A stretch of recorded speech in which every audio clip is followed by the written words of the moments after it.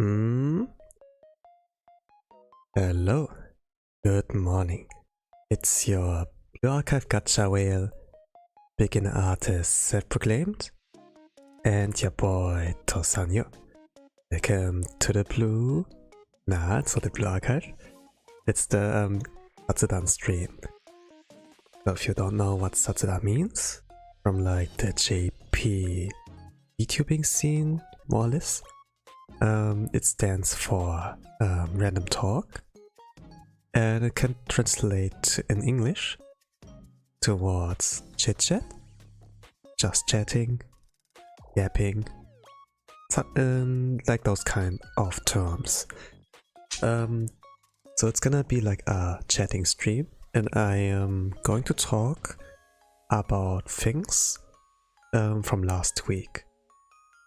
Last week I had a very busy time, and I must say that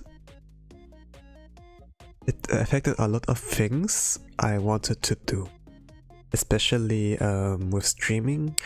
It cut the time a lot shorter there. If you are a Blue Archive player and are like watching my content for Blue Archive mainly, then yeah, maybe you notice how short my Blue Archive streams were. And it has something to do with like managing or like helping managing a tournament. If you like know, you know. If you don't, then I will be happy to like clear up on that. But first of all, I have to prepare some things as well from my side, since I just woke up and haven't like everything ready for now. But there was a Grand Assault tournament from Tomogumodo. Or how do you pronounce it? Tomogumodo?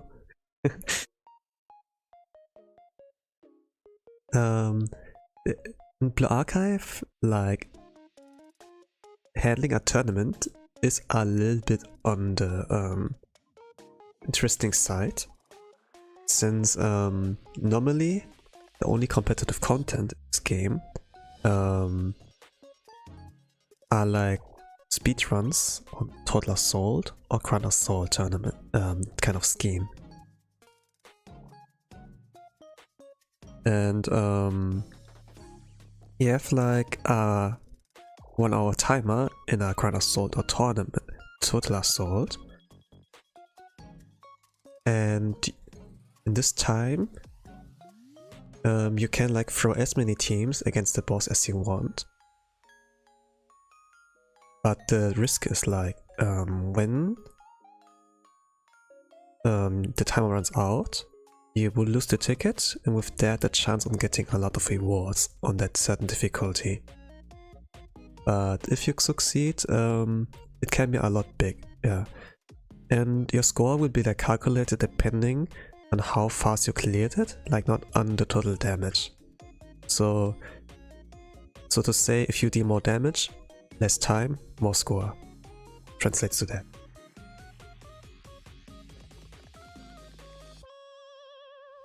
It's kind of interesting. It's kind of hard cause they ban 10 students and focus students. 10? Anyways, welcome 8. Welcome to the Blue Archive. Well, not Blue Archive, Chit Chat stream, but I'm still talking about Blue Archive, so in that kind of sense. But yeah, regarding the tournament, the limitations they had there in the Grand Assault tournament from Tomogumodo was like that you are given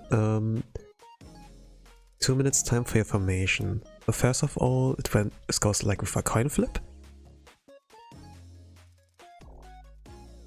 And the one who wins that gets to pick the armor type. And then as a referee, the work I did was like to decide the force pick on that. So we spin our wheel and then we be like, okay, that is your force pick. And then it comes to the ban phase where each of the players can ban 4 students. So it's like a total ban of 8 students and 1 force pick they are like they have to use so that the run, the challenge is like spicier, right? So this was like the initial idea. And they are given 2 minutes of time to build a team with those, or 2 teams, or teams in general. And yeah. So I'm currently talking about the, let me pull up the window here, so that you like know what I'm talking about.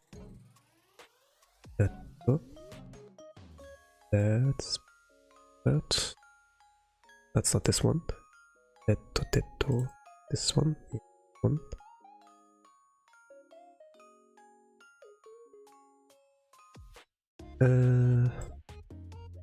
Yeah, okay.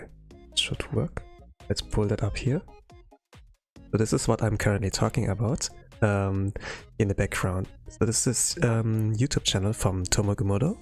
And here, can you see the mouse wheel moving? Here are like the Crown Assault tournaments on stream. There was like an announcement going on with that one. You can like watch the trailer, it's like pretty well made.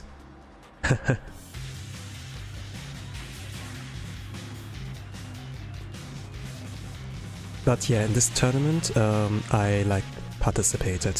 So I see like in the chats like some how it's called, like some talks about fear of set and JP, but currently I'm like on my talk, me talking, and this was like the program. We had like about 10 participants. In the group stage we have like 8, in the finals it was like 4.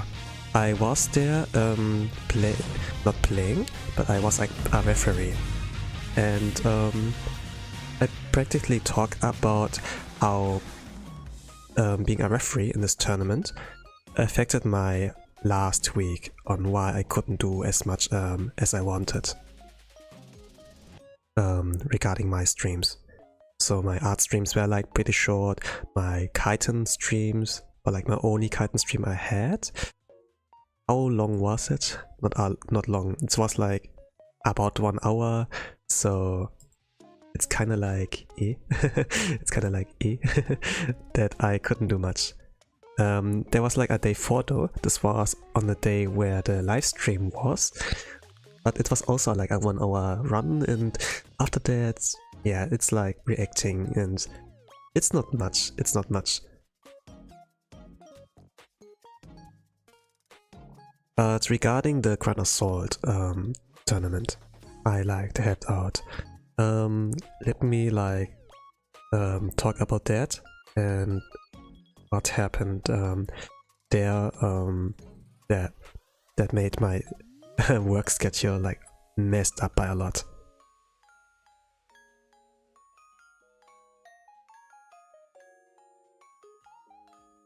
So the thing is like entering a tournament is pretty cool,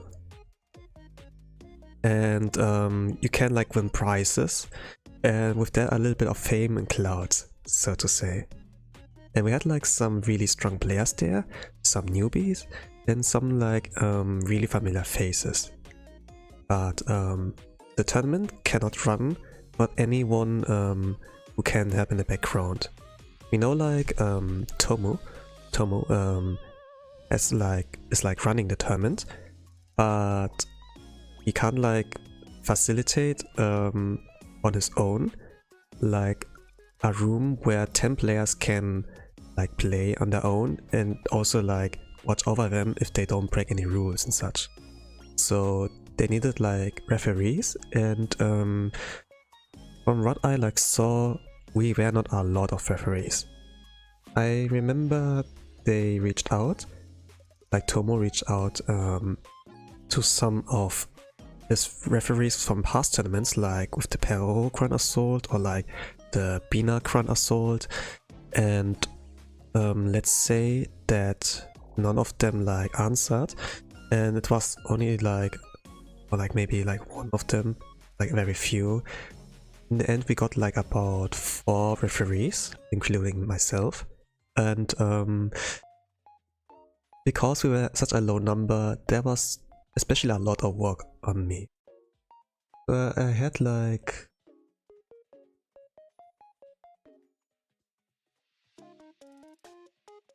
I had like 2 days I was assigned to for qualifiers, like directing morning 4-hour shift. And then in the tournament days, like day 1, day 2, that were like stream, yeah, both like for more than 2 hours. It was basically for me like a 2 to 4 hour shift, so to say. The streams here are like longer than 2 hours, right? But I actually like worked more than those 2 hours. So that like affected my schedule by a lot. And it is like in a time zone where it's like morning in the Philippines, but it's like midnight for me as a EU pro. So this was like especially rough. And we didn't get paid. Not even like paid in cloud at all. So this is like it's kinda like, I don't know if I can do that again. But I remember like Tomo was like had like a lot of struggle, you know, and the thing is like in the very first tournament they had like a lot of going on and a lot of stress to bear with running the tournament, as I think the staff was like pretty low. But the job as a referee basically is that you basically are like the judge, more or less, a tournament organizer who watches the player play. Normally in a Smash Bros tournament, from what I know, it's like when we have like 2 players and we have a setup, they can play against each other, and after that it's like a best of 3, right? And one player wins like 2-0. Then one of the players can go towards the TO desk and be like, this player, or like me, won 2-0, and then they like enter the data there, and then be like, okay, now you play against this player. And for the other guy, tell him that he plays against this one next. So in this kind of sense. So it's like really little work. But for the archive competitive scene, there must be a referee actually watching those 2, because we can't really let it slip when one player goes towards the TO or like referee and say like the results, because we need to see if they use the force pick, we need to see if they went through with the bans, and also need to confirm the scores and times. And for players alone, this is like a hard thing to do. So it's like to say that both players need to record a run, they need to screenshot each thing, and it's all within a time of 10 minutes. So this is like pretty difficult to do. So a referee has to do that to take off the pressure from them. And I did like basically that work. Hello Tiger 89SJ, welcome to the Chit Chat stream. I'm talking about what happened last week, that occupied me for such a long time, and I'm currently talking about the Grand Assault tournament from Tomogumodo, in which I helped as a referee. It's like here in the top right, I'm like talking about.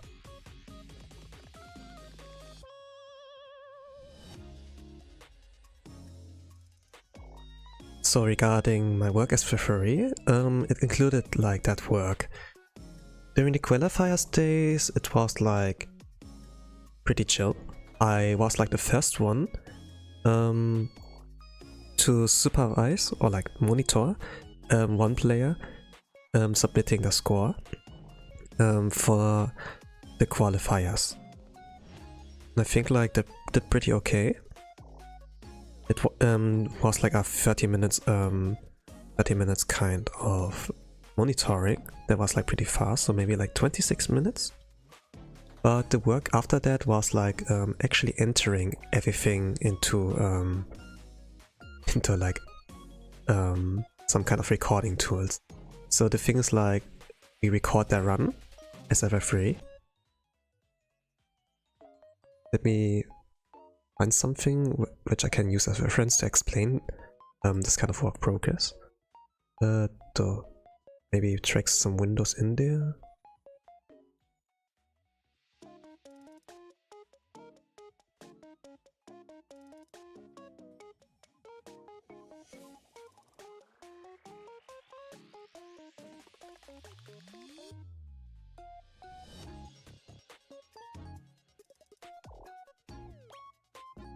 So the thing is like, we recorded a run, and then we have to input like on our own, like we select the players that are here, then we select the teams here and there, enter it on our own, and the force pick, the player bands, and this was pretty much the work. But after that there was like also a different kind of Google kind of document, and let's say it occupied me for a long while. But what became like difficult was like in the group stage. So this is like here the day 1 stream that I had to like monitor like about 3 sets. Was like none of them were on stream, so this is like a behind the scenes kind of talk. I'm currently like talking about the Grand Assault. When you read like my chat rules, it's like about how it's called, staying on topic.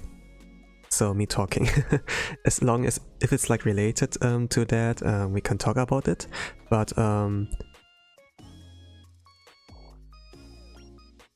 that Grand Assault was like about the kyatto, like 3 armor types and insane, so to say. So they didn't win it on extreme, they didn't win a torment, and insane is like the reason why we pick insane. It's like the most accessible one, and it's like considered as a normal difficulty, more or less. So it was like for a lot of people pretty easy to like 1-pun, 2-pun it, if we look at here. So what was like interesting about this, that the participants would get like prizes, and this would like motivate them. So we had like the band phases here, the formation times, and then the actual play out, and whoever gets like the highest score would like win. In cases there would be like tiebreakers, in cases some would not finish in time, we had to like decide on how many points they get. It's like a lot of like detailed kind of tournament work. We see like a lot of anime and manga like those kind of tournament arcs, but the work the NPCs have to do, like those people that are like not in the main spotlight, is like super difficult. I would like say it's like a lot of work to do, and it's like, yeah. Imagine you're like NPC in a RPG game, you know? You're just like one normal dude with a family, just chilling, and the hero enters in your house, destroys things to like look for loot, and then they like leave. That kind of sense, like people who have like finished a tournament, it's like kind of hard.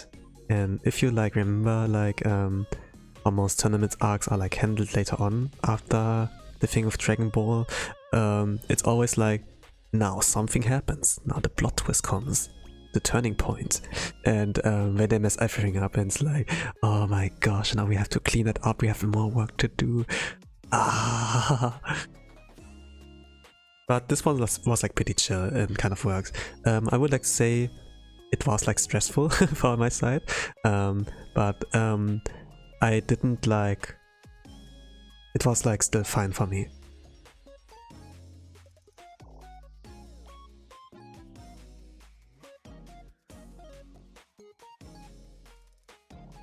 Because it was like a lot of work to do, it affected on like my streams. So my own streams were like not very long.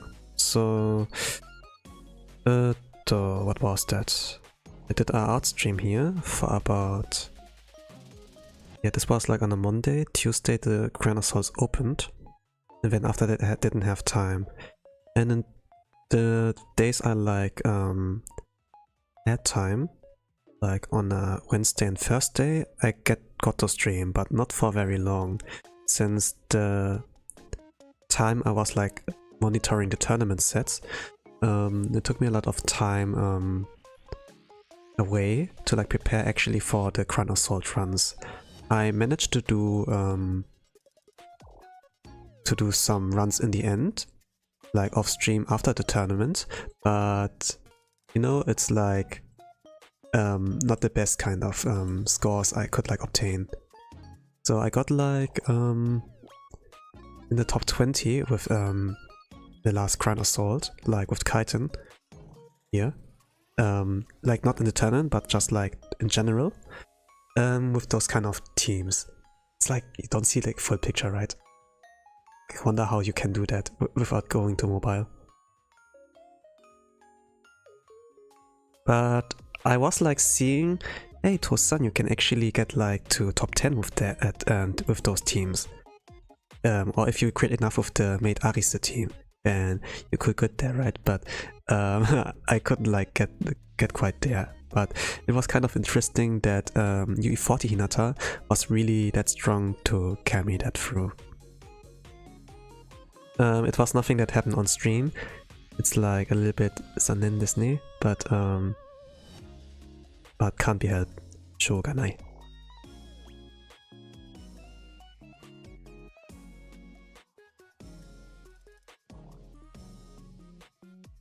But overall, the tournament of the Crown Assault was like a success, I would like say.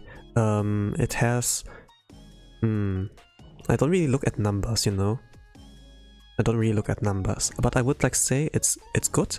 None of the participants really complained. There were like hiccups there, but not major. And we had to like make sure that it was like well paced, so that it wouldn't take too much time of the day of each participant. So not to say that the tournament is like a kind of group work project that's like completely unnecessary. I don't want to say that, don't want to apply that, but it's like in the end every participant, every referee, even like the tournament host is like just a normal human. After all, you know, we have like a real life, we have like things to tend to, maybe we have a pet, we have like a GF, a BF, you know, we have to take care of too, you know, and a family. So we all took like each time make like some room to play in this tournament, or like participate there as helping behind the background. And I can remember like that during the tournament there was one player who had to directly leave in the finals. I won't like say any names, you know, but there was like something like that, and it was like pretty good how the pacing was. I was like oddly surprised how well that went. My actual reason, you know, why did I actually enter there, helping as a referee? The thing that was like with a kind of misunderstanding, because I was like, okay, does a referee like commentate the sets, you know? do they get any kind of clout in a kind of sense? It was kind of like my reason to like go in, you know, since I'm like a small boy with not a lot of attention, you know. I want to like see maybe this would be like a first step. It wasn't like not really like that, but I would like say that the social networking, that like for social networking, I would like say this was like one of the first steps to like get up there. Since like Blue Archive content creators can be like small or like decently big enough that they get like a triple digit of views on each of their videos or like live stream. For me it's like double digits at best. So yeah.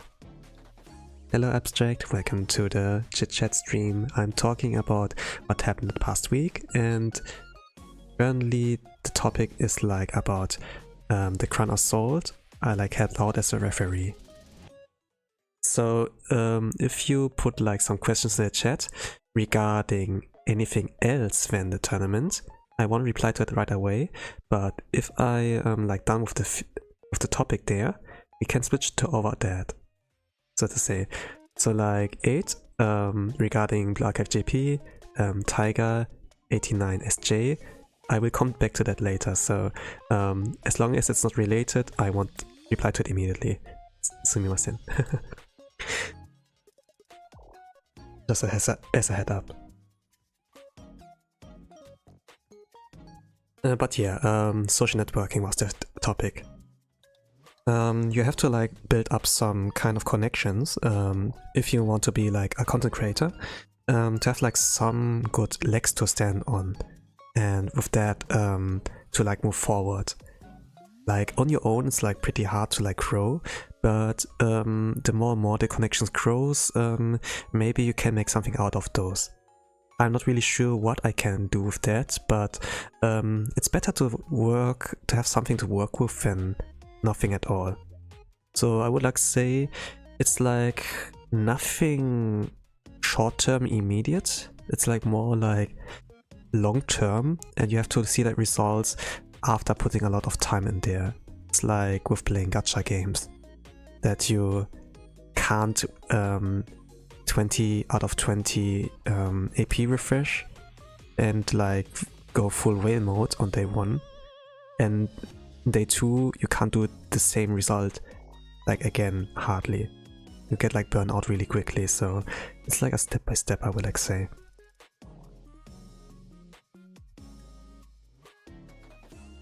About the other referees I work with there,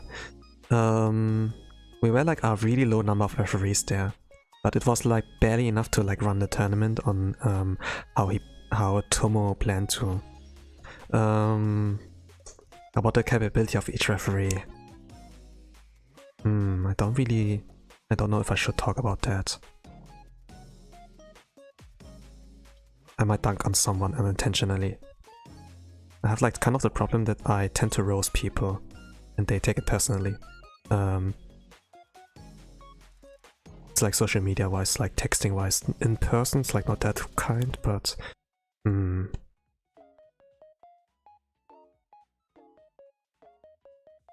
let's say that like the referees, they made like things easier, so to say. It was good that they were there when not being there at all.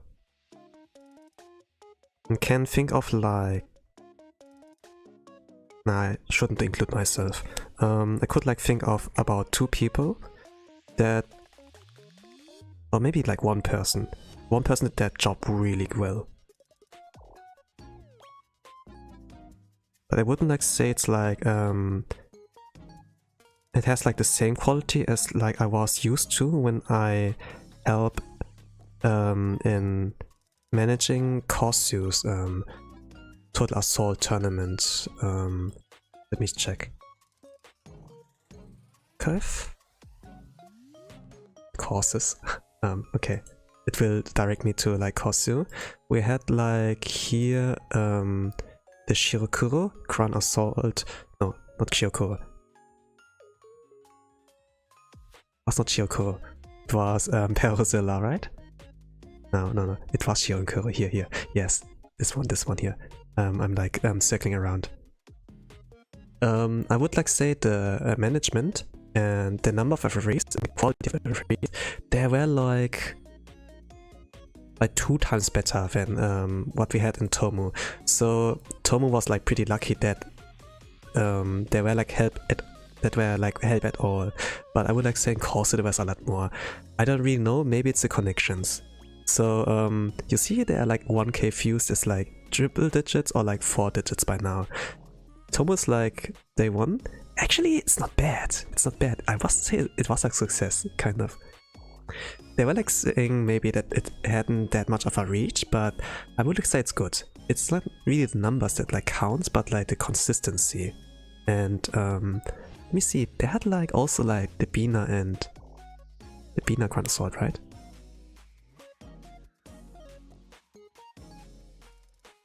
Now Peru was also 1k, yeah. That actually like reflects that. It's like not that bad. It's like actually good. And the mock tournament with the Grand Assault Bina. I know like you participated in that too. You got like first place abstract.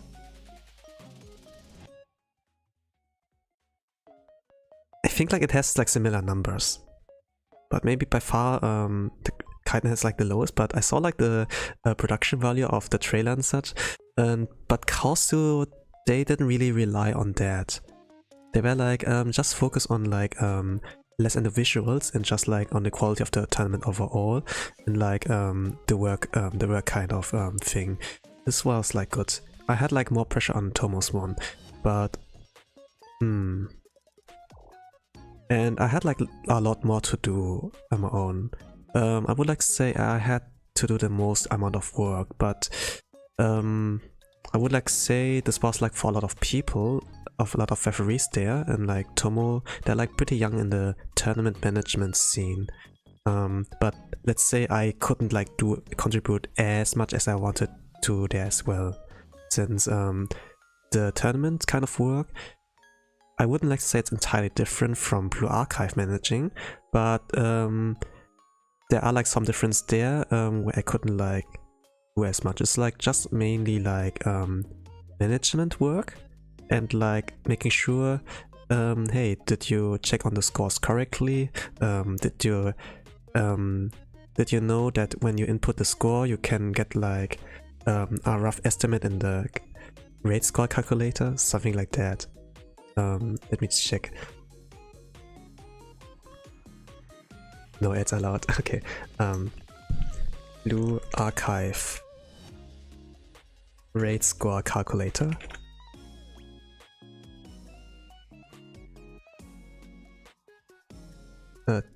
Let me see. Qualifiers. I think like I had something with Cranion that I like supervise. I think like light armor was first. Yeah, something like this. So when we enter like a score like that, we get like a kind of time. And when you're on the result screen, you see like, let me check result screen. Let's go here. If you have like a result screen, like here, it's like not full image, but let's say you have a score in the top right here. And if we go further on the right side, there's also a time. Then you can like kind of subtract, do a little bit of math, subtract the time from here, so for the final team, and then add it to the second team. And with that, you can kind of like dedicate how much time each team like took. But the thing is like, not a lot of people are like willing to learn.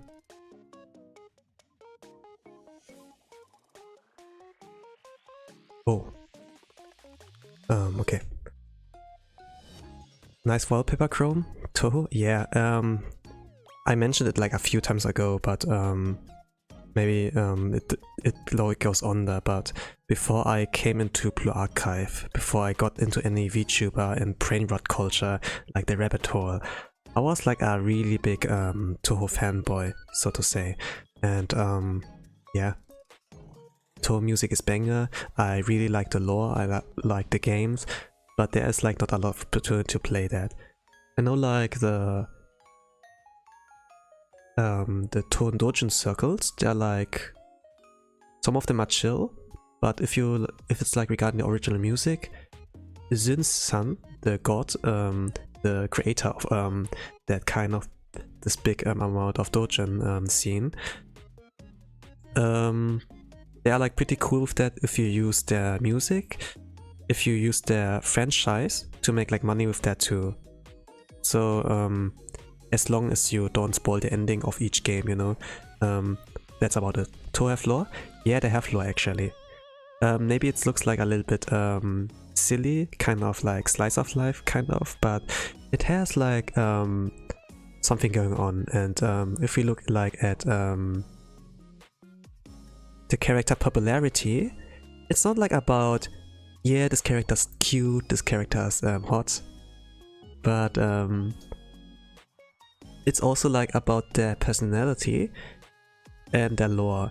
You know, like when we play the Touhou games, the official games, the dialogues are like a lot to be desired of, but the thing is like Zun-sensei, Zun-sama, they have like a good sense of naming. So each of the names of the characters, they are like well thought out. The lore they're like adjusted to, and especially if you read like the kind of backstory, you know, when you buy like a game, like back in the days, like 2010s, 2000s, you buy like the kind of box, you know, there's like a CD in it, and then there's like the kind of manual. And was example like with Elder Scrolls, I can remember there was not only like the manual, but also has like explained the lore, that like what those towns are, what the origin of those are, the characters that like featured, kind of like that. And in those kind of snippets, this kind of manual, so to say, like little notebook, there were like also like things written about the characters, and it's like not a lot, but I'm like really surprised, positively surprised on what good shit the fan base came up with those, interpreted that, and it sounds like super convincing. So like to say, if we take like the lore, the main characters, Reimu and Marisa, are like well written characters. But also, when we take not only that, but also the music of that and how it's like composed, it also like tells a lot about their personality.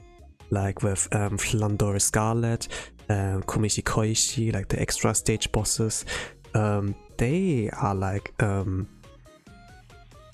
pretty detailed, especially if we look at the names of the spell cards, and then the patterns is like created, and how it's like, there's like a lot. But we're talking about Blue Archive now, right? It's kind of yeah. I think the Touhou gacha explains the lore. Don't know if it's different though, but it's fun. I think I didn't really play the Touhou gacha. I think like Lost Word. But I remember I played like some fan games, like Touhou. Let me check my Steam.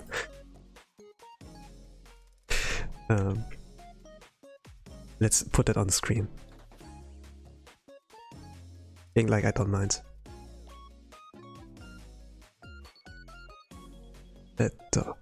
Store? Not store. Tosanyu Profile Games. Touhou Against the Wanderer. Okay, here it is. Touhou Against the Wanderer.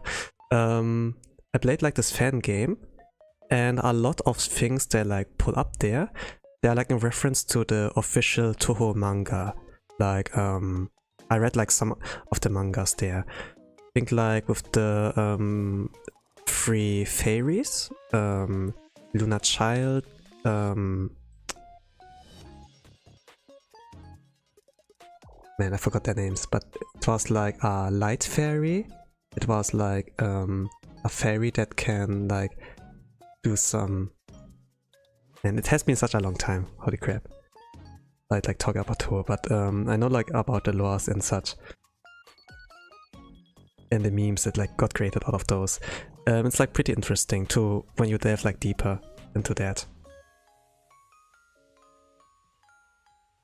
And I recognize like a lot of references when I play like Two Against a Wanderer. If you're just like a normal player, it's like whatever, but the target audience is like mainly those players who are like really into that, into it as a concept and like as everything. It's like not only the game, or like people who only like play the rhythm games and have like using Toho music. At least that's my impression from the Blue Archive community I'm like a part of. They only know Toho by its music, and that's banger. That's about it. Okay, thank you. Sunny Milk and Star Sapphire were like the missing names.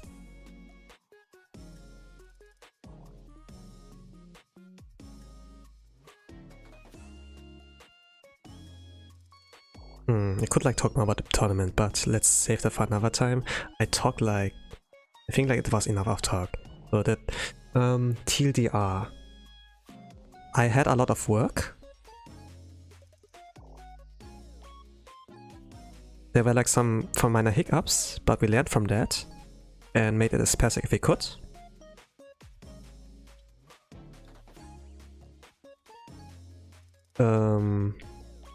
Tomo, he put a lot of pressure off of him, and the tournament was a success, even though the numbers were small. So that's about it. That's like why my streams were like so short on my channel.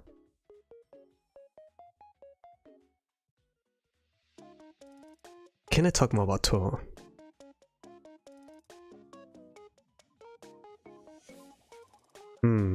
Now that I'm here about it, I don't really know if I have a lot to talk about it. Normally, back in the days, Toho is such a big niche. And whenever I found like someone, oh, do you like Toho? Then I would like kind of approach them and push them to the wall like Kabidon and be like, oh, do you like Toho too? I like, and I would like bombard them with a lot of things. It's like they just like mention like Toho musication, and I'm be like, oh, did you mention Toho right now? And they try to like to swap the topic and be like, and I'm be like, no, we talk about Toho right now. We talk about Toho now. And I think like I made them uncomfortable. So and sometimes they would like meme me or like so I was like, yeah, maybe don't bring it up anymore. It's kind of like with the kind of anime kind of thing back in the days. Like nowadays it's respected when we talk about it, like everybody likes anime now, it's like on Netflix, it's like on the streaming services, but back in the days you were like bullied for that, right? And whenever I talk like about Toho, I had like this, it like we awaken those feelings. So yeah.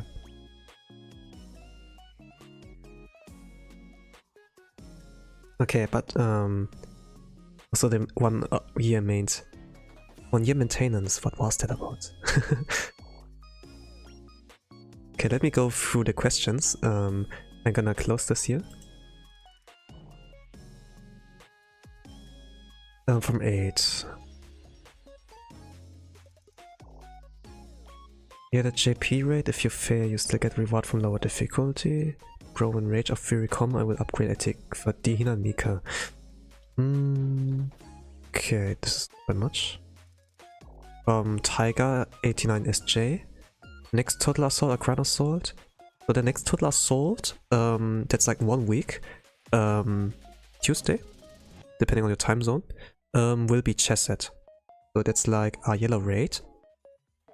Insane is like pretty easy to clear. Torment wise, it's like one of the easier ones. I think like you can 2-pun it. The speedrun strategy would be like a 4-pun. But you can 2-pun it. And then call that day and you have a safe blade.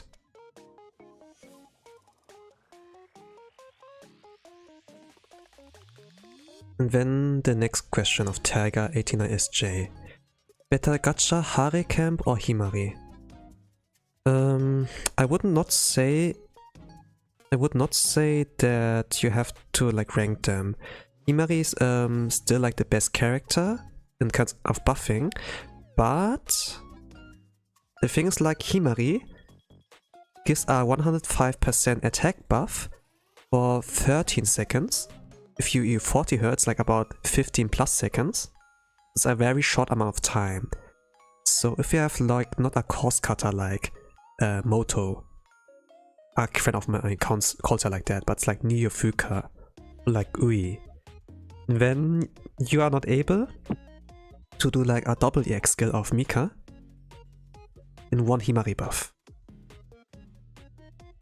So if you don't have the setup ready for Himari, then Camp Hare is better. Hare increases the attack by 80% with a basic skill by... I don't know the numbers, let me check. I don't want to like pull something out of my ass.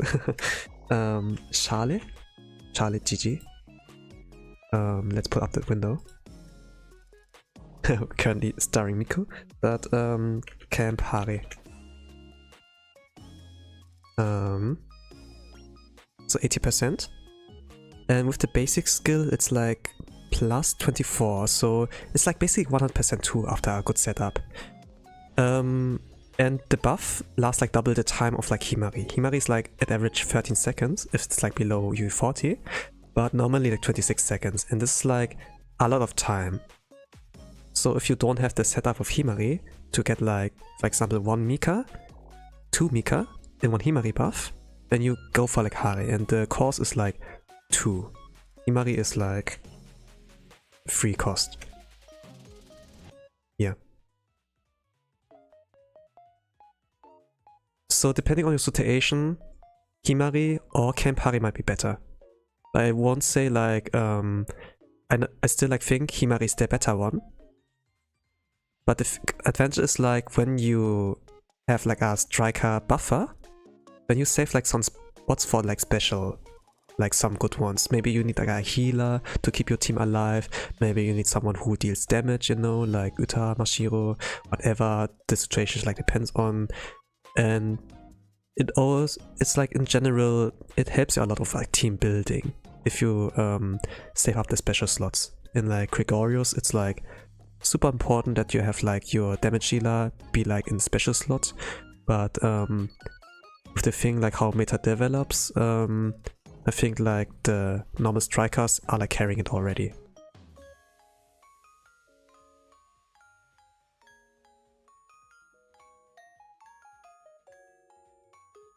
Okay, I see like a new, this was like about a question, let me scroll down. Oh, hello Melon 1402. Welcome to the Chit Chat stream. I was like responding to like some Blue Archive related questions from some viewers. But overall I like my main topic is like talking about what happened last week and why I was so busy. Welcome. Speedrun Chesed? Here we go. Yeah. I can speedrun Chesed. I mean, I have like a lot of students in this kind of regard. And Swimsuit Mew can make it easy, we can use like S Hanako, but I probably try like one of the speedrun strats. I should like have time for that.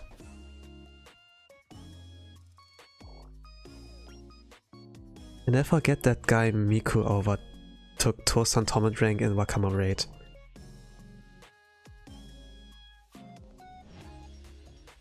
Oh.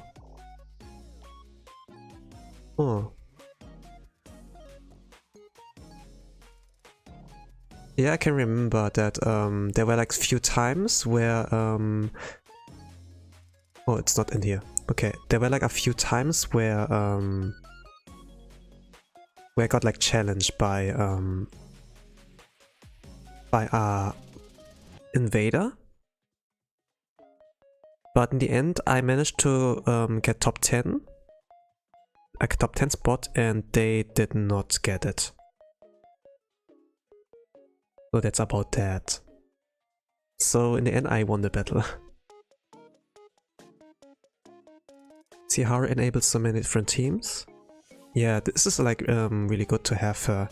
So it's like better for the flexibility and like team building overall if you have like a striker buffer, like a really good one. And next to the striker buffers we will get like Dress Akko, and compared to like Hare and Himari, who only like target one, Akko can like target multiple students. Let me go to that again. Dress Akko. Like normal Akko has like increases the crit of 1, like 40% crit increase, and then crit damage is like by 73%. But when we have like Dress Akko, and they increase it like, it's like a little bit of a nerf, it's like 20%, not 40. And here it's like, instead of 75, like 57. But it's like similar to a Kotama, that you can select all allies in a circular area. It's all like for 30 seconds. So this is like really big. So like each fear of set, you see like a combination of Dress Akko and Kotama, so to say.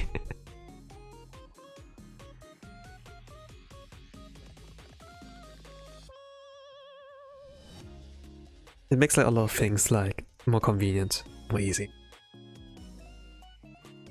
Pulling for Sihare and Wakamu for Wakamu. The Sihare makes it easy. You can like actually 2-pun a lot easier now. It's like even faster.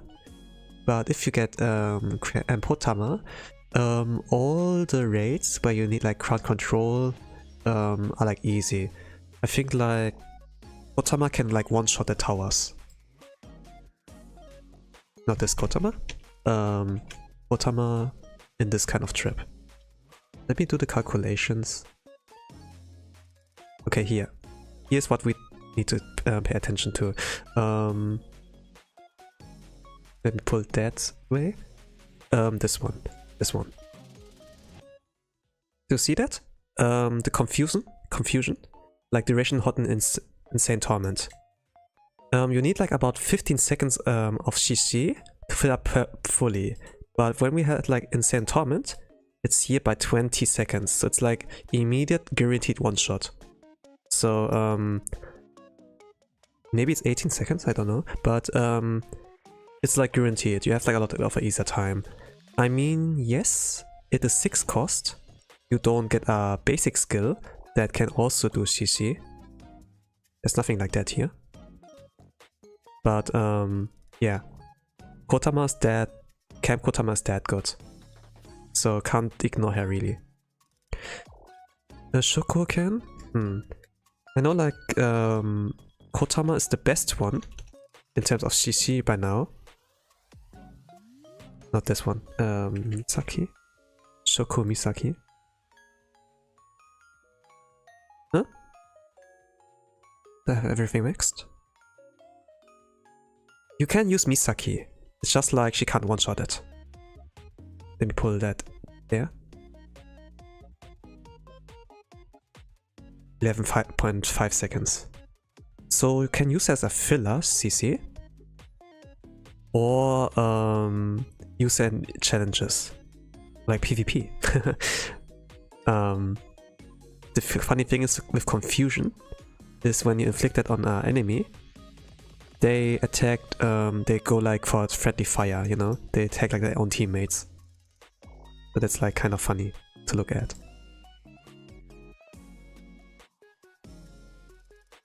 But I think like Kotama can do that too. It's just like the difference between Shoko Misaki and Camp Kotama is like the cost. But here it's 5 cost, Kotama has like 6 cost.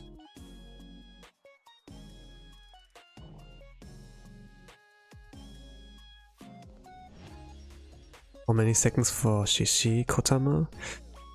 I mean it's 20 seconds. Yeah, it's max out. ECU 50. She got here I enabled the checkmark for the enhanced skill. So it's still 20 seconds. Can you see it? Here? Does CC power scale with HP? With student level, I mean? It doesn't. Look at the numbers here. Even at level 1. Well, actually not level 1. Ah yeah, at level 35, yeah, I think like level 35 is where you get the third equipment slot. Yeah, okay. It doesn't matter. You see, I'm like, on the top left you see like I'm pulling that around and there's like not really a change in the duration time. So if you want to pull for a crowd control character, meta-wise, go for Cam Kotama. But if you're like worried about not getting Misaki, because collab can be like a one-time only, pull for her. I was like unlucky with the gacha. I couldn't get both within 200 pulls, so I had to spark Misaki. Why I had only to go, I can only go for one of them, and I chose like Mikoto Misaki. Misaka. Gosh. I hate those kind of names that are like alliteration, like MM, Misaka Mikoto. If it, yeah.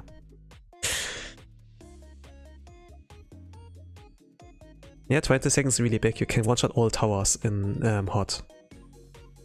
What if you use strongest weapon in Blue Archive credit?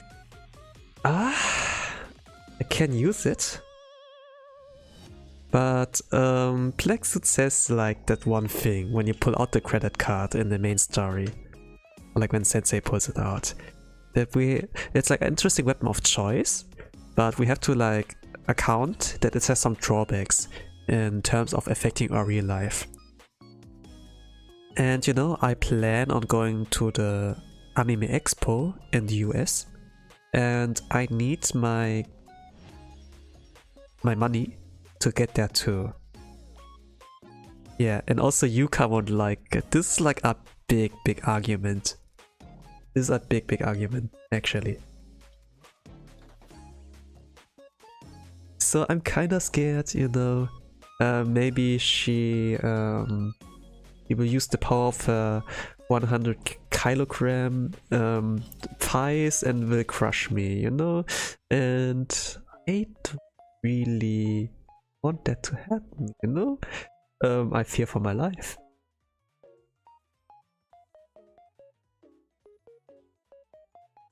You know, something like this can happen. She will just crush me and I'm like, so. And yeah.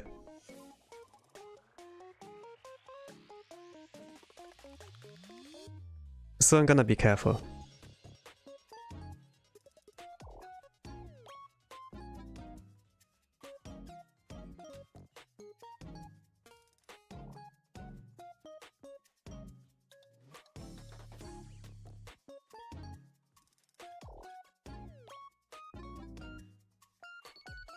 Okay, I talked about the tournament. It was like extra night shift for me. I had extra work in writing. It affected my kite and tournament runs, but I still managed to get like a decent enough rank and score. I talk about that. I had to do it off stream. Kiten off stream, yeah. Getting crushed by Yuka. It's like that. You see, yeah, there's an order actually. It's like kind of convenient that they're like ordered around. What about special units? Okay, Saten, Amy, Makoto, Akari, Tsubaki. So what will be important to pull on is like here in order.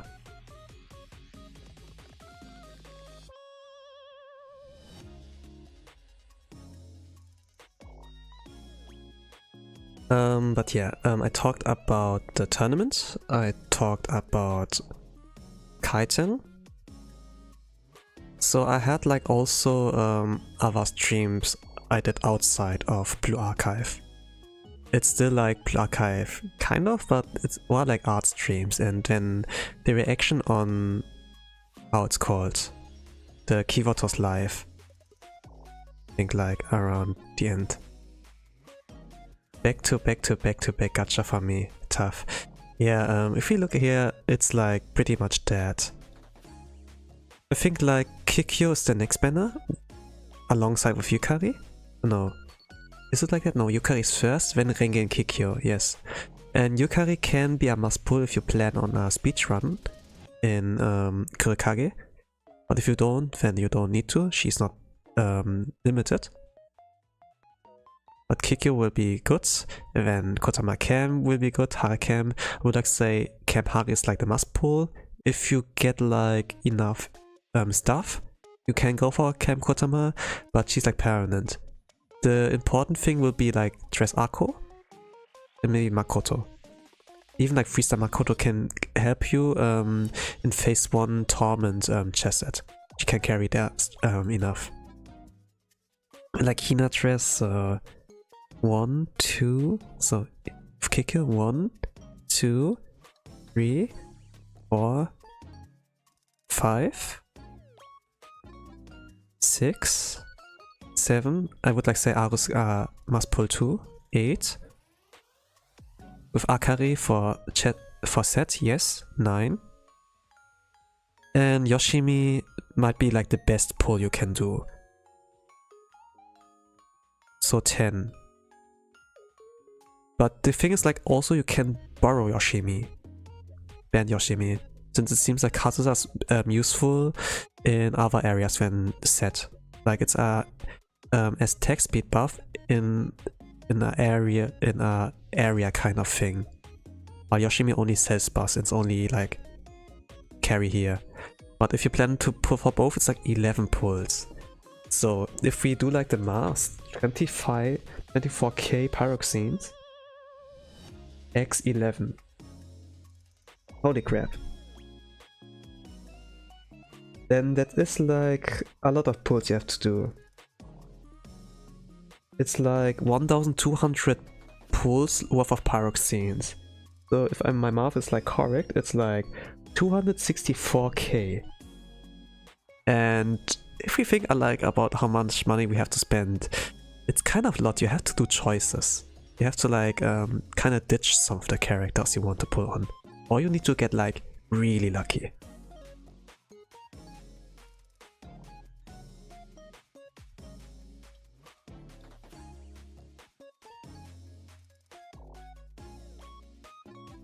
Yeah, Railgun will come back, but not anytime soon. But regarding Kurikage, here's Midokuni's website. Let me just put that in the chat, so you can check on that. Select data source. Let's pick the latest date. And we have like some example teams here. So Yukari, yes, you see in a second team. Actually, let me like this.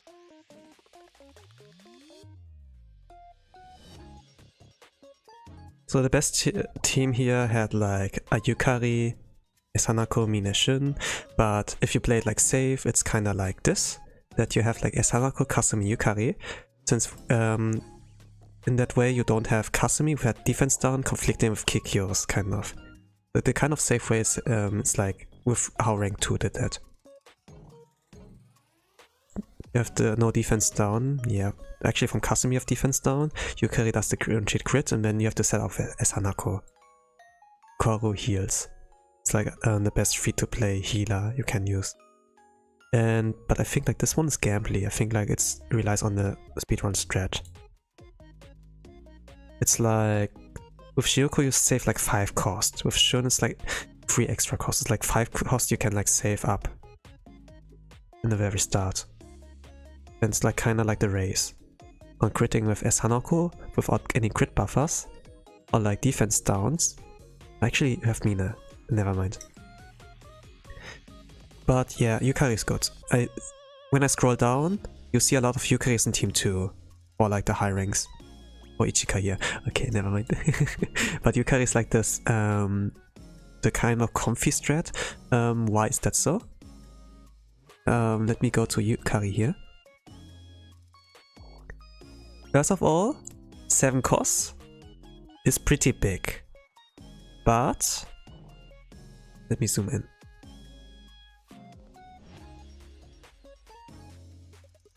But she does critical damage guaranteed for every 10 prayers consumed, so you don't spam her skill. how does she gain prayers? Every 40 seconds she gets like 20, you know? And she can at maximum stack 50. So every time you're like pretty close on like stacking them, on like maxing them out,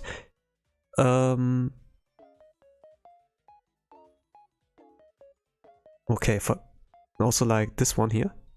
Every time you're like close to like maxing out a prayer, you use that cost. You don't spam it, you just use it when it's ready.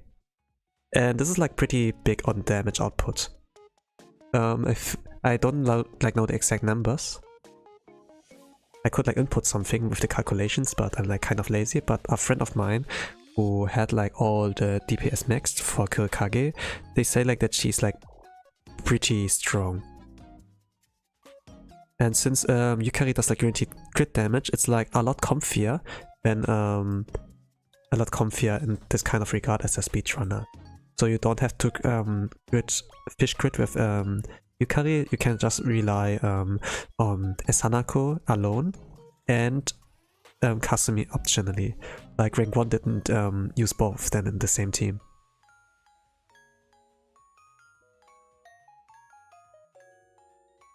And here is rank number 4 who used like Ichika instead of Yukari. So I probably think they fish for crit.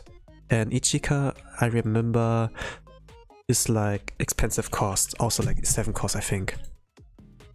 No, 6 cost. Do you spam that? I wonder. It's like 1380 damage. 8 hit. Yukari is what? 7 cost? It's like a singular hit, I think, yeah. Let me see. Yeah, it's one single hit. It's not a multi-hit, okay. Okay, I see why Ichika can be better if she crits more. Yeah, she also got buff. And the thing is like, yeah, sonic effectiveness. Accuracy is like not that important, but we do, what's called? Weapon? Enhanced skill plus? Okay, then increase attack. Yeah, okay, I see.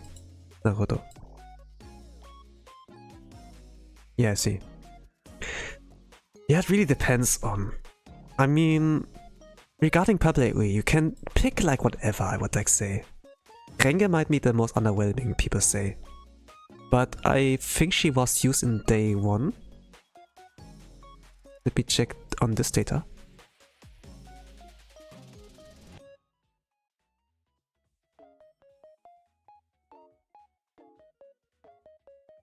I can't see her.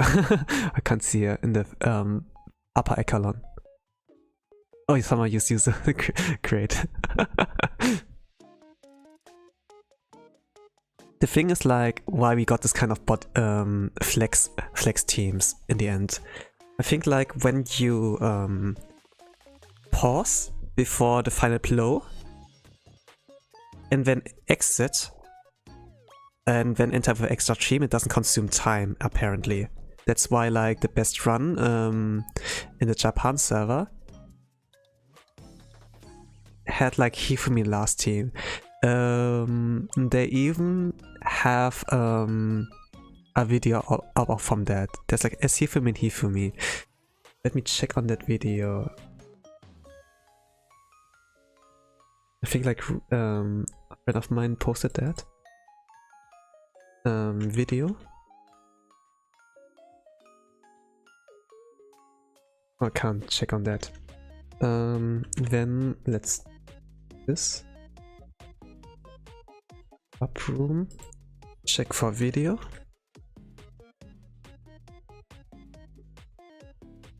I should find.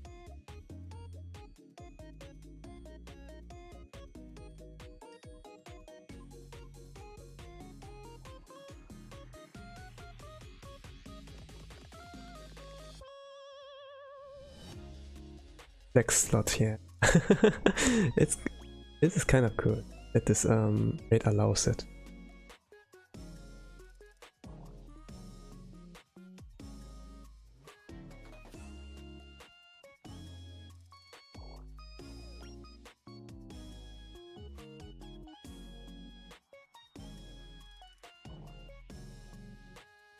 Ah, there it is. Okay, this one here. Should I turn on the music? Let me turn off the BGM. Let me increase the resolution. Nah, let's keep it like that. I kind of think it was something like this. This was from rank number 1.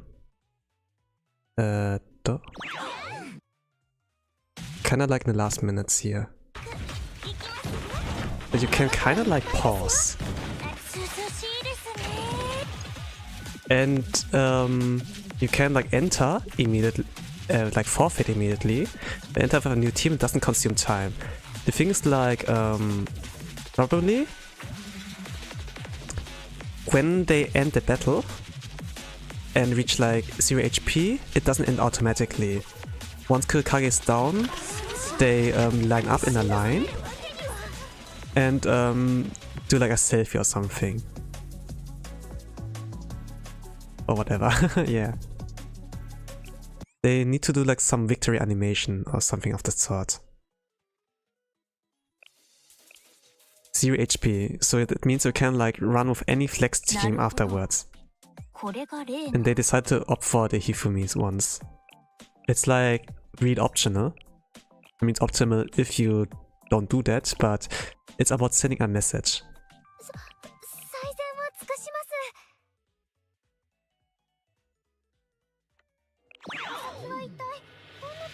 It doesn't, and almost does not consume time. Maybe like 0.133, but that's about it.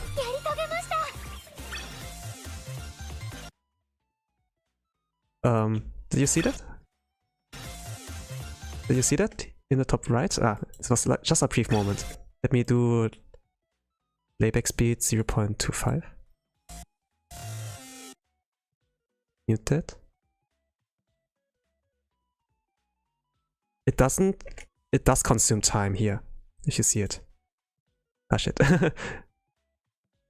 Does consume time. Yeah, you see that? It does consume time.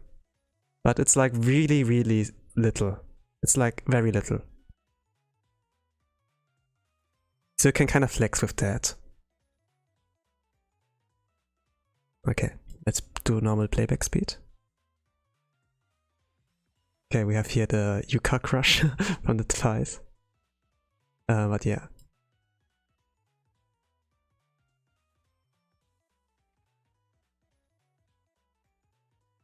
Yeah, regarding art streams, I would like say the streams I did there, they were like fun for me personally. I get to do something I like, and I can like chit chat. I think like with the Yoshimi one draw, I think like I ran out of steam later on with that. Hello Stefan Villan, welcome to the Chit Chat stream. I was like I'm talking about I'm like doing like a weekend review more or less. Since last week I was like very busy and that affected my like stream schedule. I wanted to talk about the kind of behind the scenes I kind of work, and here we are. Now currently talking about my art streams I did there. I did like 2 art streams. So this one with the Yoshimi Wantaro. And this might not be an art stream here, if you look at it first. It's like one of mock on the... Actually, let me turn it on again. With the Kite and Grind Assault. But after that, I went to Clip Studio Paint. Since I did a watch along of the Kiyoto's Live 2.5. And I basically drew what I saw on stream.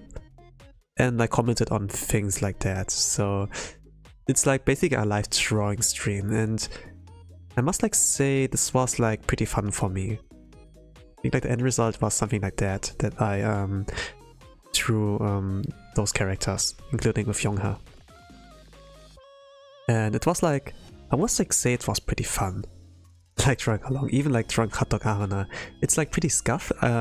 This is like how I draw with only one layer, by the way.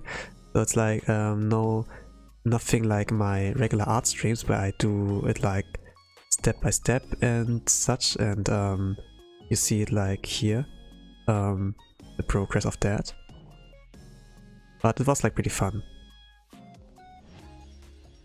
Art streams are like in general really fun. How are you doing?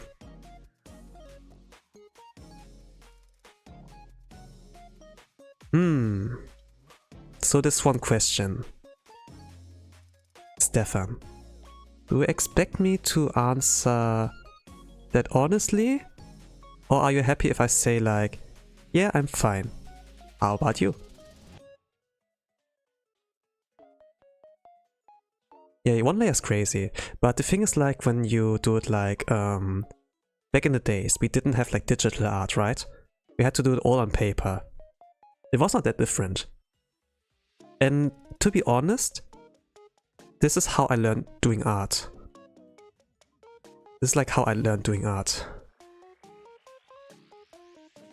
So drawing with one layer only is like not that difficult, I would say. How fast was I? Run Kikyo. I think like it was like a live watch along, and I drew it like while I was watching it. And it took me like, nah, not that long. Let me play that in the background while we're at it. But basically, I didn't care much about doing mistakes or having like those 30 lines in there. If it was like analog, like paper and pen, it was like pretty easy to do, like erasing the mistakes and just keeping the lines that are like looking nice. In digital art, I would like to say it's even easier if you have like 2 layers, but I'm like very familiar with like 1 layer art. So what I would like do, I think like the optimal approach is like just do 1 layer first, do as many mistakes as you can, and then after that do it without mistakes next time, like with a 2nd layer. Then you trace over the first layer, you know, and draw like the lines properly. It's like, I would do this if I don't have a deadline.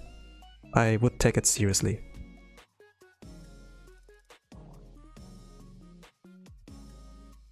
I think like in the YouTube community post you have like a I think like I posted that, yeah, here. I have a little bit of trouble here. Oh, actually no, I don't have trouble. You see like the full picture here. Yeah, more or less. I have to zoom in. But it's like that how it looks like. It was like a 2-hour stream. And I must like say I was like had like fun watching that. But at the same time I was like, yeah, please hurry up, I don't have much time, and yeah. And,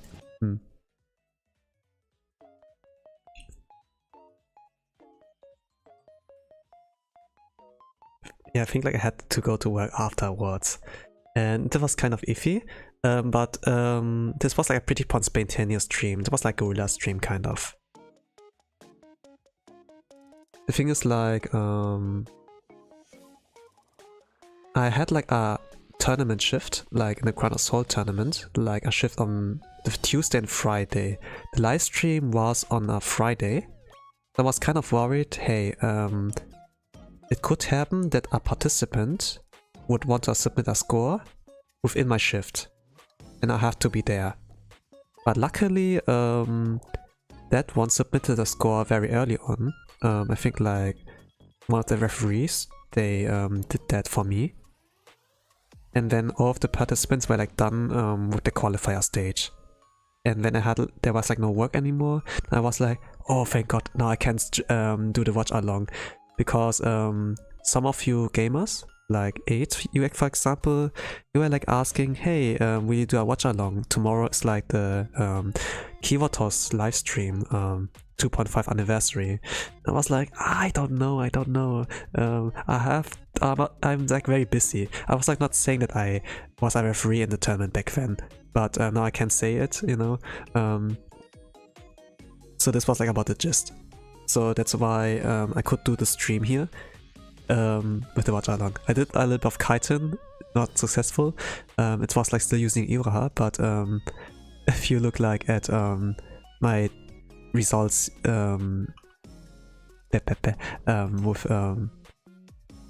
with that here, I mean, I ended up going with a different route, like Akro Himari instead of like Uraha and SGO Conf Team 1. So yeah. But the drawings on stream live, I think I like them too. I basically did them without any deadline. I just like, you know, just do it. It's like kind of the motto. The drawings are really awesome when you watch live stream. I must say it's like good too. I think like those kind of sketches are like kind of like satisfying to watch at, since you see like results like immediately.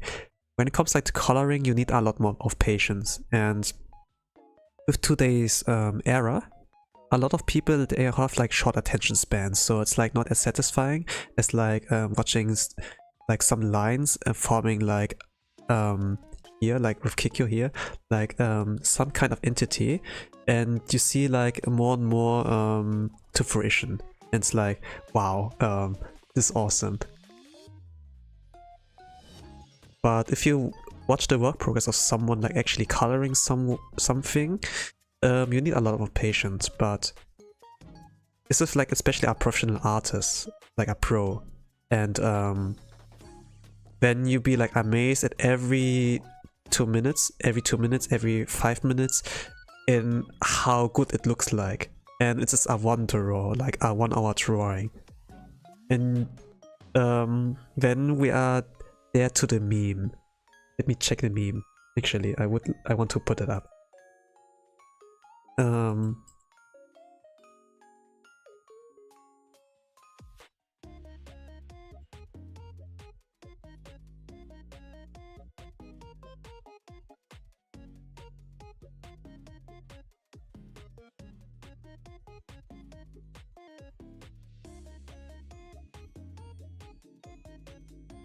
Do you know this meme? Let me zoom up.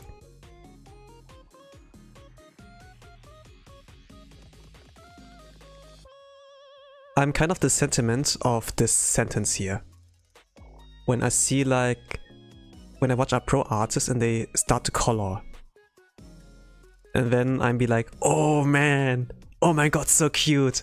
I'm like in this kind of camp that I use the silencer, but inside I'm like, I want to, yeah, I want to do something else, you know? It's like that. Do you feel the same? Or am I the weird one?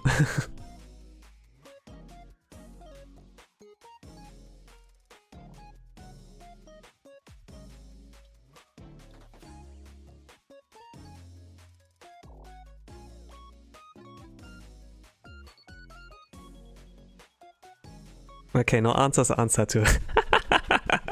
I'm the weird one. Oh, I'm so weird.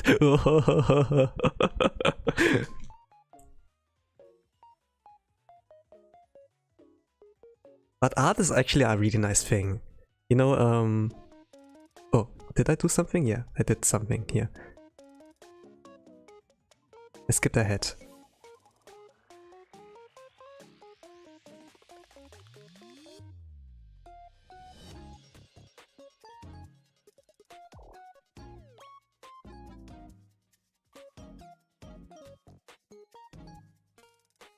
Who wouldn't? Alright, let's go. My people are alongside of me. But yeah, I think like I talked about everything last week. But there's like one interesting topic you brought up, abstract. The 1 year maintenance, right? The 1 year maintenance. Or like basically the 20-hour maintenance. That happened like a few hours ago, like yesterday. That was an event, I must say. How did you gamers feel?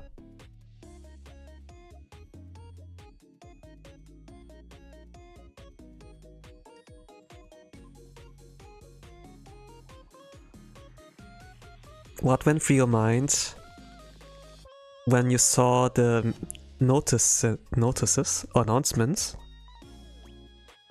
with the notice that there will be emergency maintenance, and they couldn't like say a clear date on when it's about to end? How did you feel? They put like there was like a certain kind of period where you were able to like enter the game, but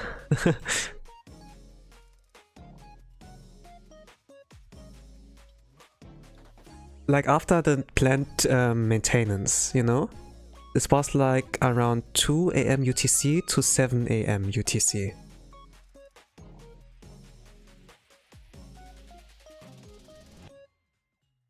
Let me pause that video for a moment. But someone discovered that kind of glitch. It's a GIF, by the way. But TLDR, infinite pyroxene glitch. When you bought something from the pyroxene shop and then claim it, you could claim it again, and again.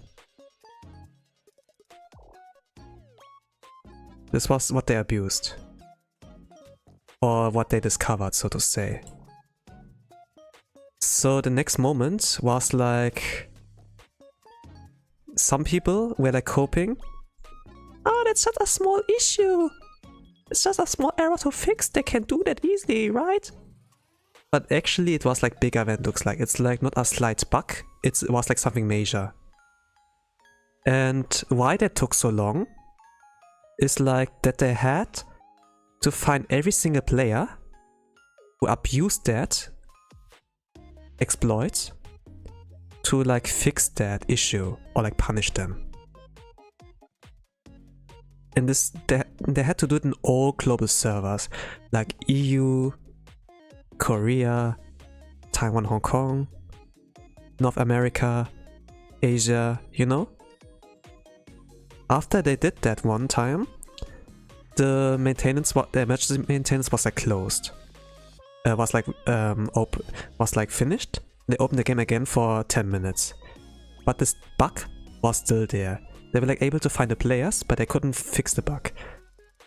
So after that, they announced one more. This is what I posted here. This additional temporary maintenance. And the one interesting thing here is like they had here the start time like at 1 PM UTC and then TBD. They would not know when they would open the game again, when they would be done.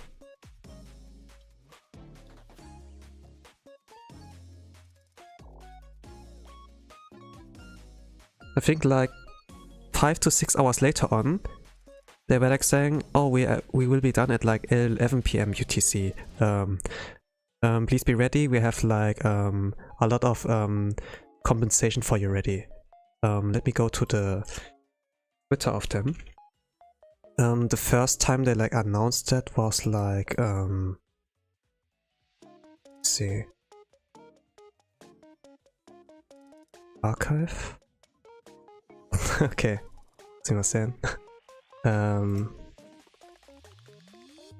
this one here. Nah, this is where it ended. This was the notice.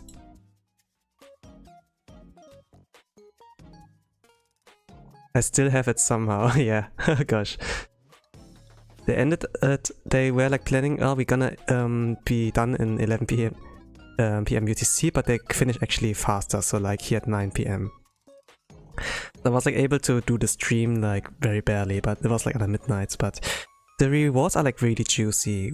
Alongside the 1480 pyroxenes, we got like a temple and 2 temple tickets, and then a lot of other rewards that would be like missed out on a day 1. Almost banned. Oh, abstract. that's really fushigane. I mean, that's really like bizarre, abstract, so to say. That you still could like get away with that. But yeah. How does Blue Archive Reworld account? I don't know, but from what I know, what I heard about is when they do like beta, when they do like testing, if during the maintenance, if everything's alright, that they like create a new account and then check if everything is like alright from there. They do like this kind of beta testing, you know, like when a game is going to be released, that they do like some test runs, like beta testers. And whenever a beta tester would like found a bug or something weird going on, they would report an issue. And with what they found out with like doing this kind of test accounts, yeah, they still found like some problems here and there.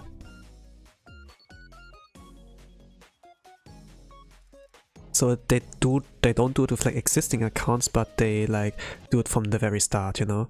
Like beta testers would do the same, that they start a new game. Like not New Game Plus, but like an entirely new game, instead of like using the old save file and do it from there. Maybe the save files can be like useful to like revisit some scenes where like that one issue occurred, but overall it's like mostly like 0 to hero, you know, from 0 to 100. It's like kind of the problem. That's like why you need a lot of beta testers, a lot of players who like test your game. And beta testers are like paid, they are getting paid. I don't know how well they are getting paid, but they are getting paid. I think like I saw the anime or like manga, but I think like the anime did a lot more focus on that. It's called New Game. This one anime. It's like a slice of life one.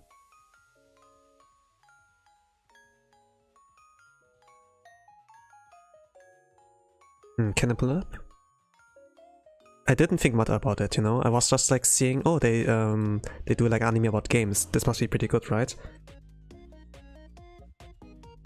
But yeah, it's like basically an anime of like cute girls doing cute things. But they actually like they actually do like some things about the gaming industry, you know, and this was kind of interesting to see. So it was kind of like a brain turn off moment, like where you turn off your brain and just watch, and doing like watching slice of life. That's like kind of like why I enjoy like Blue Archive a lot, you know. That's like a lot about carefreeness, but the thing is like Blue Archive has some stakes. This one is like, it's just like relaxing time, so to say. So not a lot, but I could like learn something. Like similar to like how like Shirobako, for example. But even I would say in Shirobako there were some stakes. Like really realistic, but there were stakes, kind of. That, oh no, we have a deadline, the deadline is coming, we're not finished yet. And then they need to pull like a big plan and like motivational speech and something like that. But in reality, they wouldn't, anime industries would not go for risky maneuvers like that, if we like honest. It would like fail most of the time. It's like taking the risk on like failing, and it's like not something Japanese people would do.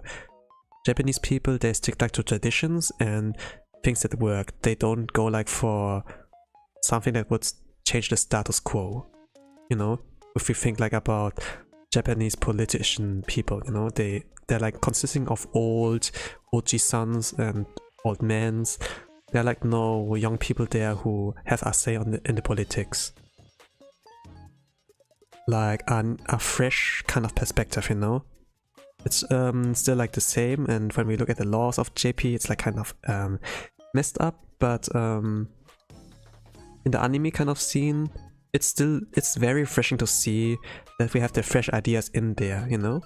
Instead of like sticking to the old traditions. If all anime were like the same, it would be pretty boring, right? So I kinda like Shirobako, but I wouldn't say that I dislike anime like New Game. It was like pretty cute.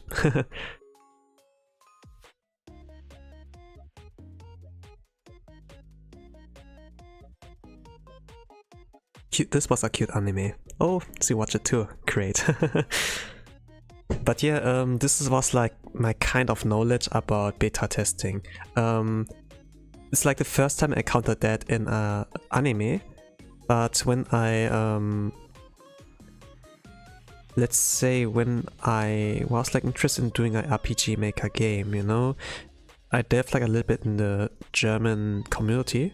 Actually, like the things like some engines, like some game engines, are like more superior, like Wolf RPG, and that are superior to RPG Maker. But some people are very skilled in RPG Maker, and if you look at games like Eep, Corpse Party, or like some other indie JP games, or like Fear and Hunger, for example, like in Russia, if people are skilled with RPG Maker, then those games are like superior to those who use like superior game engines. And this was like super interesting to look at, with like the whole work progress and like teams, or like indie. I think like Undertale, it looked like RPG Maker kind of, but at the same time not. I think, yeah, I mean like Toby Fox is a programmer, so they actually could like maybe do their own engine at some or somehow. So it might not be RPG Maker. Maybe they made their own engine, or like they added something to RPG Maker, make it even better. Who knows? Maybe there were like some interviews where Toby Fox talked about that. But regarding like being skilled in RPG Maker, the German community, like the RPG Maker community in Germany, there are many skilled people, and I was like really interested in like reading those kind of topics. And I played like some German RPG Maker games, and they are so good. I'm kind of like sad that some of them are like not translated. Like one that is like pretty good is like a story-based one. I bought it on Steam. I think like To the Moon. Yeah, this one. It's like made in Germany. And this is like a story-based one. You could like say it's a visual novel kind of, but it's like in the kind of RPG Maker. It's like telling a story more than like having gameplay. It's like emotional. But there are also like other games like that are like translated, like Empire's Down. And I must like say, I'm a bit disappointed with that one. Part 1 and 2 were good. Part 3, we don't talk about that. It's like with Shrek. Shrek 1 and 2 were good. 3, nah. No beta, yeah. I mean, are you a player? Or, I think like... Let me check. Like, No Beta is a really good game. Actually, it's a game the people cared about.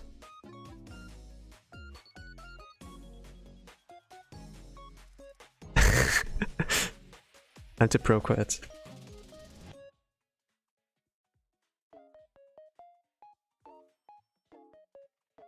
I don't know. No beta stuff? No beta stuff? EN?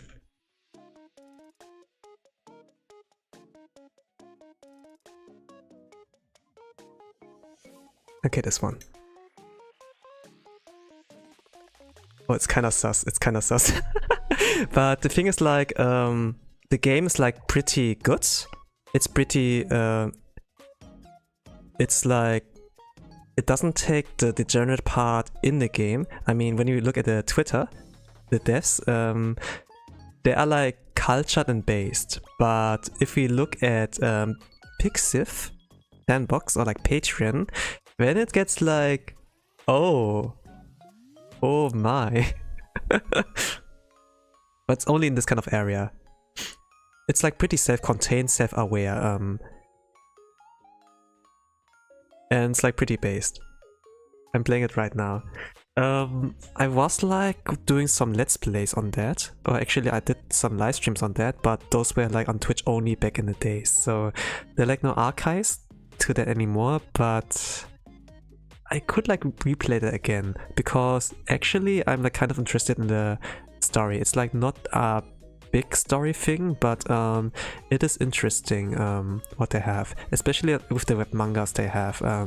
Here for example, not web mangas, but when you look at the YouTube channel, they do like something like that, and if you are like in the game at certain parts, you can like unlock codes, and with those codes you can download something from their Steam page and witness like the backstory of certain characters there, like from Tanya and from the little black cat, Vanessa, like from the boss enemies you like encounter there, and those are like pretty well made, I must say, and they're like pretty self-aware in terms of memes, you know. You see that here. And we have a little girl, it's like, yeah. And they cater to that kind of fan base too. I'm looking like for certain meme they posted, but yeah, if I just scroll through, maybe you're like, oh yeah, there might be one of the senseis.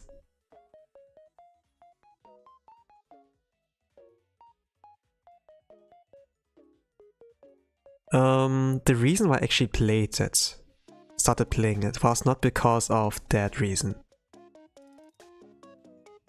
I got like curious because of it, because all live VTubers, they were like voicing some of the boss enemies. They were like part of, there's the meme. The reason why I played this game was like because of live VTubers voice acting in there. It was like Shirakame Fubuki as Monika, Omaru Polka as Tanya, and Shiokane Noel as Vanessa. Yeah, but I was like mainly interested in Polka's performance, since when she did like some voice acting on stream, I was like, whoa, she's pretty packed. And when I went like to the game and I was like, is it really the same person? Holy crap, why are JP people so skilled? I would like say also talented, but so skilled. But what made me like stick to the end was like, when I watched Mushoku Tensei, I really like Roxy and her voice, you know. And I did like some research on the voice actor Konomi Kohara. And when I played like the demo back then, it had like no voice, but when I actually like saw like in the wiki that she voiced the character Nobita-chan here in the game, I was like, oh, they have voice acting now. I was like researching into that, and I was like, okay, I play this game because this is my favorite voice actor now, my new Oshi in kind of voice acting, JP voice acting, and yeah, that was like why I played it. So I must say I'm a player, I'm not the other one, but now that I play Blue Archive, I might be the second one too. I don't know. But it is a funny meme and it's like good for gatekeeping, I must say. Because the game is like generally great. It's like pretty good. Like when you play the game you don't have any of those jokes. It's like pretty like self-aware. Not self-aware, but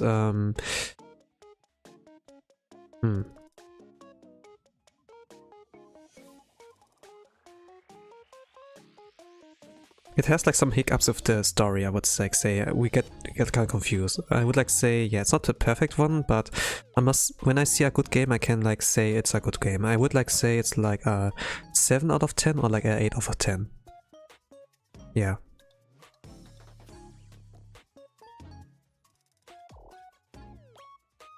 I'm also like thinking, yeah,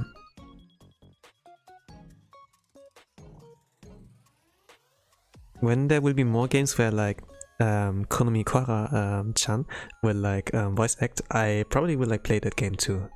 So yeah, it's kind of this like voice act loyalty, you know, when you have like a favorite voice actor, you'll be like, yeah, I'm only like watching the anime or like playing the game because of my oshi, so to say, and this can be like pretty good. And sometimes you can like find trash, like garbage, but also like some gold.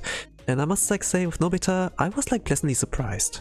I had like no expectations when I played it, but I had like a little bit of experience of like Souls-like games. Like I played Dark Souls 2, not 1 or 3, but I played that. Maybe a little bit of Bloodborne, but yeah, that was great.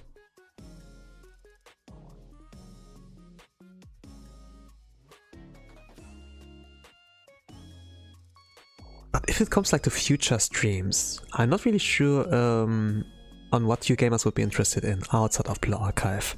Like I mainly focus my stuff on Blue Archive since I love it so much. Not only for the crying emoji that connects us.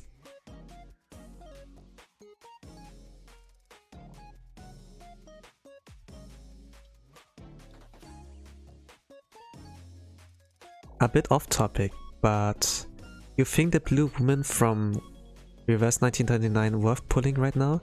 Started playing again. Blue woman? Do you mean 37? That's like the only one I can think of when we come to blue woman. Let me pause here. I did like a thumbnail on that one.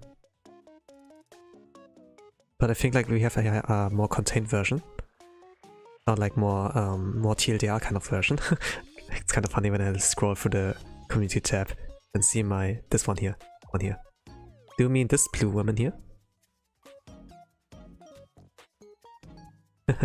Okay. It's actually a bit funny. Voyager?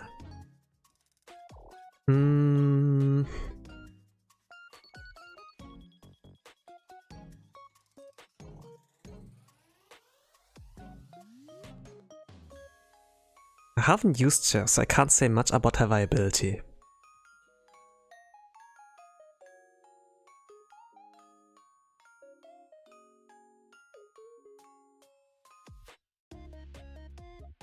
And let me say, I kind of quit playing Reverse 1999 again. There's something about the grind. But I think I will keep the game. I will not delete the account, but I will keep it if I want to read a story. Since the story mode is like not that hard to clear. If you want to stay like competitive, you can't stay competitive in game kind of. But if you want to have an easier time, then yeah, it might be better to grind.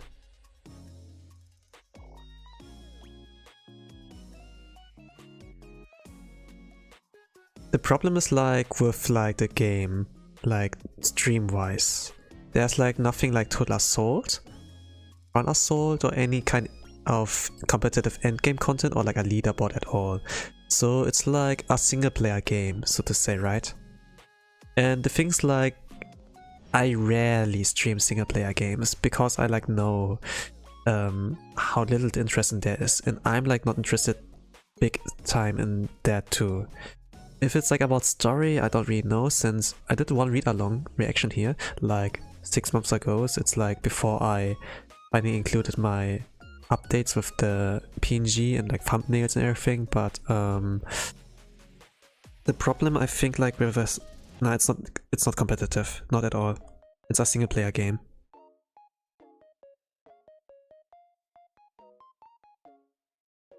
I mean, you have friends and such, but you can't borrow. You don't have a Grand Assault, you don't have a raid, you don't have a leaderboard. The friend function is pretty useless. You play like a single player game. I think like this pay to win is pointless. But regarding story, you know, it is fully voiced. It is fully voiced. So when I do a read-along / reaction stream, I just press enter and then listen to what they say, and I can just react. I can't do the reading. It is good and bad. But at the same time, I'm just sitting there and I can't do much. Maybe like saying something when I be like, oh wow, do like some commentary and like interact with chat, but it's like solo effort and it's kind of like, I don't know. I don't know what I can stream with that. I can do the gacha, yes, but at the same time, I don't really feel the excitement of doing the gacha. It's like a lot about the design of the gacha. When you do like Blue Archive gacha, you know, we have like the uplifting music, and we have like a little girl slapping you with the envelope, and then you have like either the ecstasy of like getting a purple or pain from blue envelopes, right? And it's like really memeable. But in Reverse 1999, we do gacha there. There's nothing of that. I know like those two games are like very different, but when you do the gacha in the Reverse 1999, the music is like non-existent. It's like pretty ominous, and it takes itself too seriously. And also, there's no girl to slap you with something. There's nothing memeable. There's just like a wheel. You spin the wheel, then you get gacha. That's about it. And I must say I don't have any unlucky moments with the gacha there. It was either average or like very good. But the things like I don't know. It feels so impactless.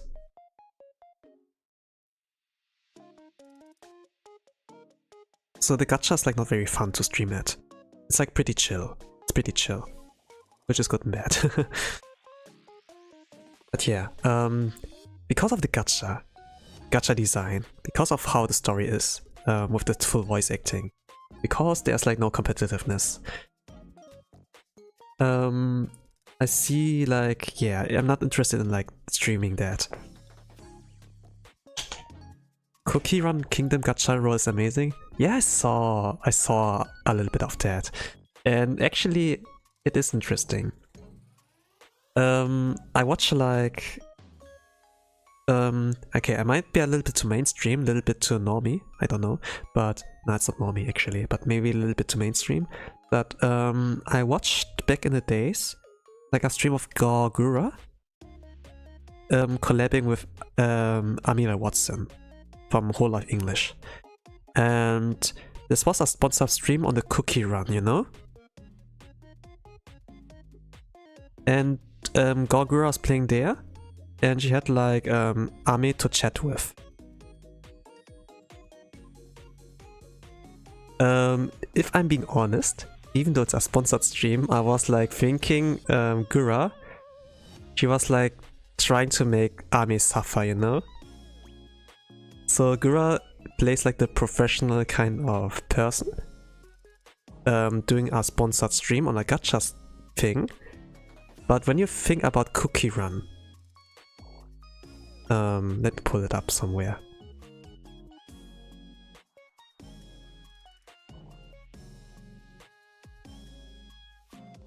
You see those images?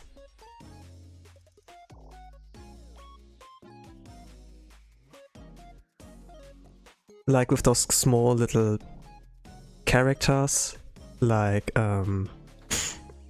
peppermint, cream puff, dark choco, cotton candy, like those badass names, you know. Oh my god, Stardust Cookie. Ame, she was dying inside. And Gura really made her like suffer, kind of. And she tried to extend it, you know. She played like the missions, she played the story, tried to get like every single ounce of gacha currency and be like, oh, let's do some gacha now. And it was like super funny kind of our stream. But yeah, the gacha I remember was like super fun to look at, kind of. And it has full voice acting. And the voices they had, like, they go in like, I probably will not got sponsored if I dunk on them, but let's do it anyway. The voice acting was like super expressive, like in Blue Archive, I would say, and it takes itself too seriously, you know, like with those little nah, it's not Gura, it's like Ame-chan. It's like Gura who does the sponsored stream, but she was like, Ame, come with me, let's do the stream together, and she put like Ame against her will there. And Gura made her suffer, you know. It's a little brat, cheeky pricky, or something like that, like a kusokaki.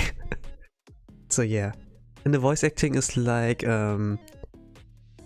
it's like not with the normal kind of thing.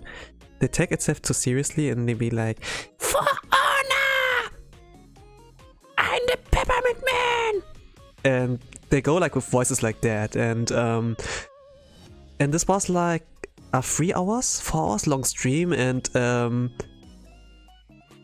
yeah, Ame was dying inside. So if you don't know about the VTubers, Gorgura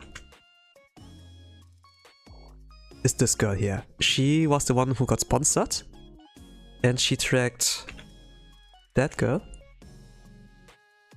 into her streams. And yeah, she was dying inside when all of that happened.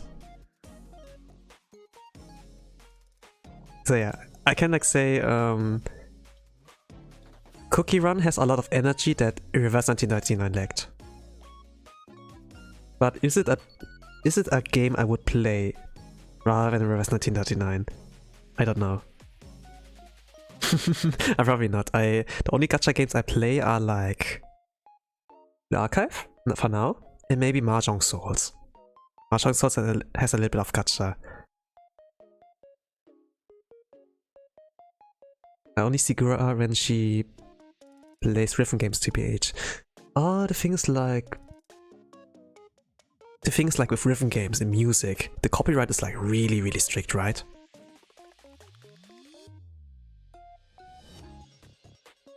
So she really loves playing rhythm games. It's like her favorite genre, but sadly, she can't stream that really. So it's kind of, yeah.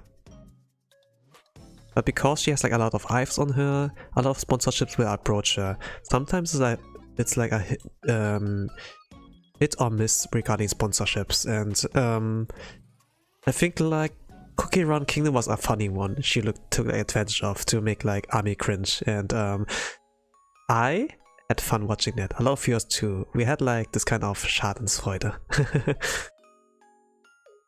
Yeah, she was sponsored by Blue Archive too. I saw like her. I think like the whole live collab was like what we finally brought me into Blue Archive, and I was like, wow, the game's really good. And I think like the girls like it too. They just can't show it openly that much. Maybe there is like a limited time collab or something. When I watched like Crazy Ollie streams, I noticed she really loved that one game. And some of the Holostars members, they like Kageyama Shien, I saw his screenshot of one or two punning Chess Torment. Yeah, his first tournament, and I was like, oh, I think the world is pretty small. There are actually more Blue Archive enjoyers out there than I thought in the VTubing scene. Like in the corporate VTubing scene.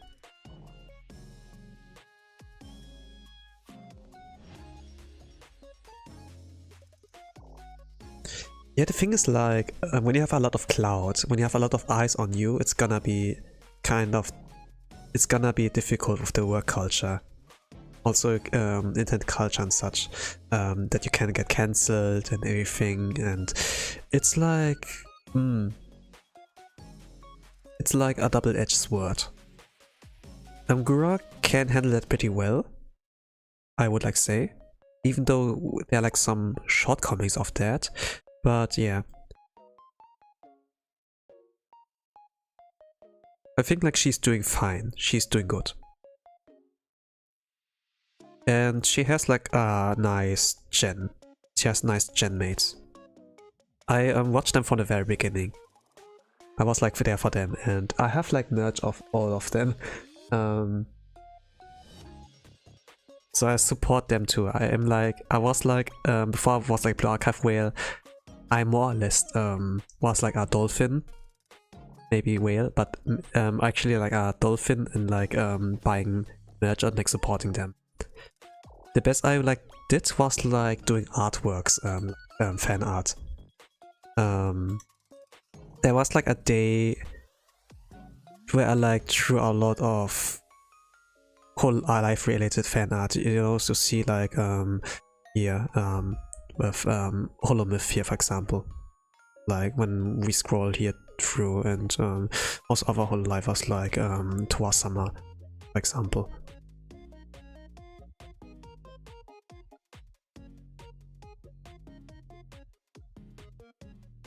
And a lot of DOVA-Summers. And I had like this kind of art style with the chibi also back in the days, but also tried like this kind of anime style, and it's kind of like, yeah, I kind of love it. Yeah, I kind at times and when I drew like Toho fan art, you know, but I was like supporting them via that way. I watched like the live concerts, you know. I did like this. Those were like all my screenshots. Yeah. It's like that. Even like to Ami-chan's birthday, I did like art, you know. I was like this kind of fan. I would like say this kind of enjoyer. And by the way, my pinned comment, my pinned post. Ami-chan, she replied to my artwork. This was like in the very early days, 2020, when they debuted. This is Amila Watson, by the way. It's like the official account here. Here, you need to see here 1.2 million followers. It's like here, you know. This is her. She commented on my very first artwork for her, and she loved it. And I remember there was a stream. There was a stream where she used my artwork. I need to find it. I need to find it. Early Watson was peak comedy. Yeah, she was, really. You also played Arknights? Yeah, I played Arknights back in the days. Not anymore, but I played it. Yeah, you see like the gacha rolls here, for example, yeah. I did like some gacha streams in Twitch back in the days when I was like more like 3 years ago, 2 years ago, I don't know. Let me see. Where was it? Where was it?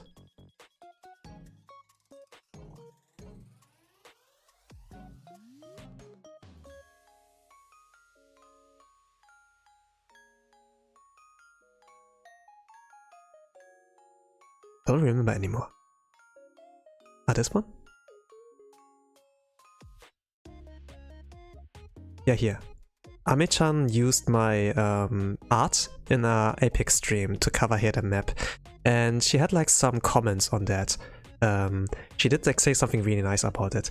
I kinda like, what was that? It was like May 13, 2021. Let me check the archives of her. Let me check on that. I'm kinda like curious. And YouTube? Damn, you're also a Smash player? Yeah, I have mentioned that. If you remember, I always said that I was a competitive Smash player. I have like Smash Bros tournament experience, and that's why. And I also like managed and helped in running tournaments there. So that was why I was thinking, hey, maybe Tomo will need me as a referee. Maybe I can help them out. I did the art of the Amila Watson megaphone because back in the days, like early Ami-chan was like, you know, it's like peak comedy, but I also like the how she did like the kind of voice changer with the megaphone and be like announcement. I was like, I was like, yeah, I want to draw that. Let me put it on stream actually. I commented on that via Twitch streams, but it was never archived into YouTube, so this might be like the first time I like covered that in a YouTube stream for now, but this was like a big motivator for me to draw again. I mean, like Ina-chan, she finally brought my motivation back to draw, like fully for now. But Ami-chan, like normally I just draw fan art because I like them, but I would never in my dreams would have thought that she would use it in a stream. I was like, wow. And every time I'm like depressed, I'm like super sad, I go back to that stream and be like, yeah, you did that. This is like something where you were like needed in the world.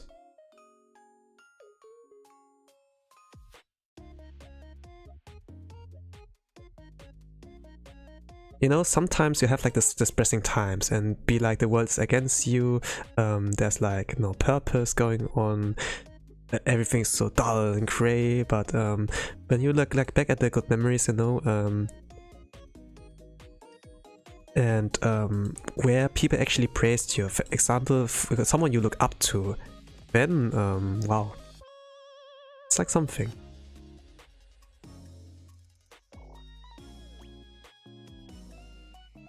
I mean, it doesn't have to be like someone like Ame-chan, you know? It can be just like some normal X-user, some normal social media user, and they like every single artwork you do. Even if it's like one person only. You manage to entertain one person instead of nobody, right? That's like a big step. But when other people like get attention of your artwork,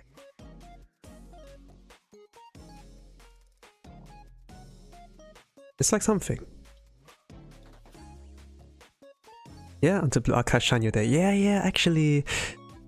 Yeah, I think like I'm being a little bit parasocial, I would like say, you know? In the end, it's like, regarding VTuber and fans, it's like a one-sided kind of thing, I must say. But I must say it still helped me.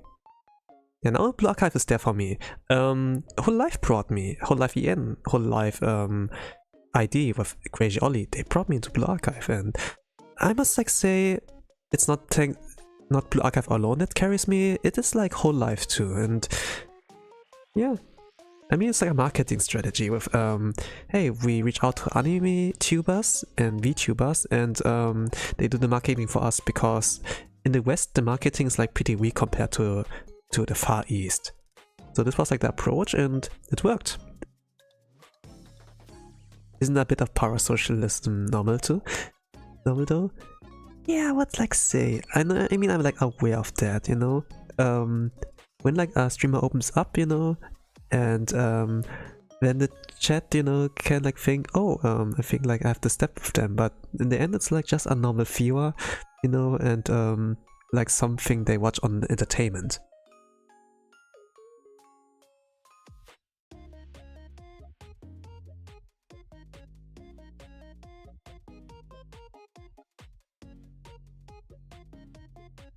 Man, I'm trying to look for that one. I wonder which stream it was.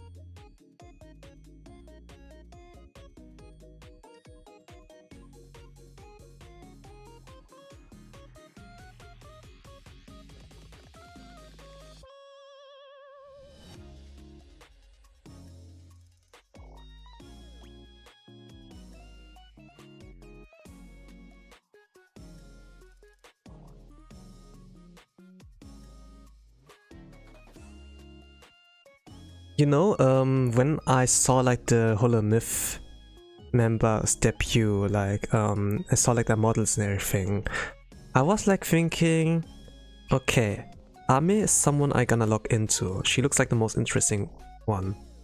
But in the end, I watched like all of the debuts. You know, I was like watching Hololive before, like Risu, for example, was like one ID, they were like English speaking too, and those were like where I like logged in.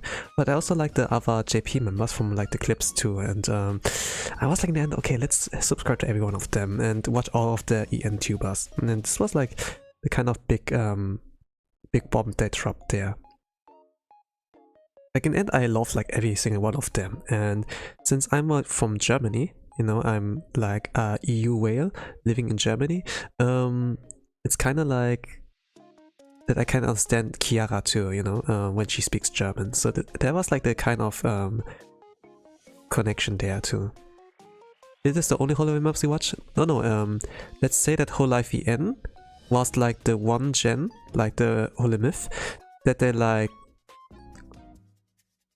changed me onto them. But in the end, I try to watch everyone. I'm like, darede mo daisuki. I like everyone.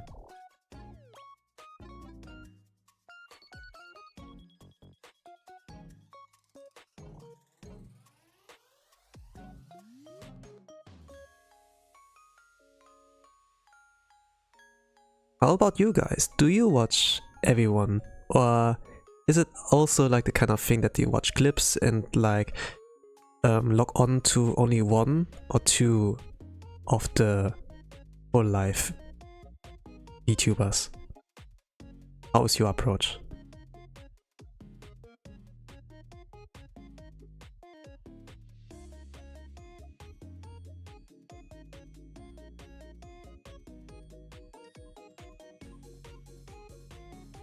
Oh, was it this stream?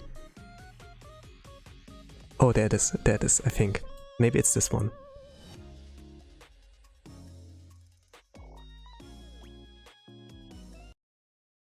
Is it the right date?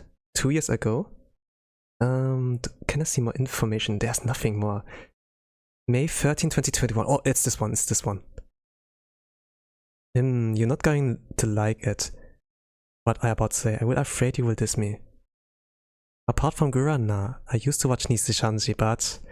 Ah, yeah. Okay. Where was it? Here?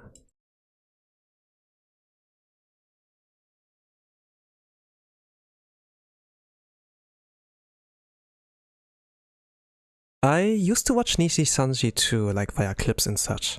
And for some I logged in because of their karaoke streams and or because I like their voice, you know, and like design. Okay, this is where she used my artwork.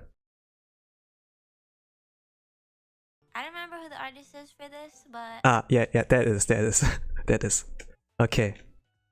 She put up the picture. Okay. I don't remember who the artist is for this, but I saved it, and it's cute. Thank let me make it louder. Gosh. Let me make it louder. Have you heard of Fully Stars EN? Yeah. Okay. I don't remember who the artist is for this, but I saved it, and it's cute. Thank you. Welcome back. Thank you. Can you guys hear me? Can you guys see me? Yes. Okay. It's kind of it's kind of funny here, but the thing is like she commented on that one and be like, "Oh, thank you. Looks wonderful for thumbnail use." And then here, 1 year later, kind of, it's like, "Oh, I don't know who the artist is, but it looks cute. Thank you." So this is like pretty subtle, but you know, I was like not expecting a lot. But after she put up that picture, I saw like, I took like a glimpse, I was like seeing, when I go like to Twitter, a lot of notifications and be like, what the heck? Why is that picture from 1 year ago popping up all of a sudden? And I have now, it was like about 10 likes, 20 likes before Minzlau, like, it got like,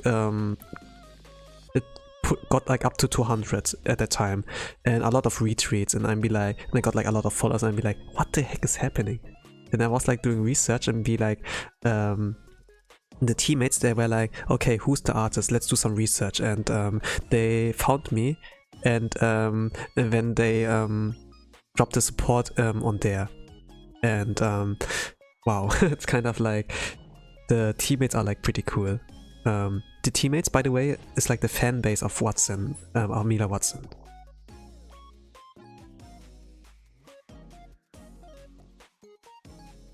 So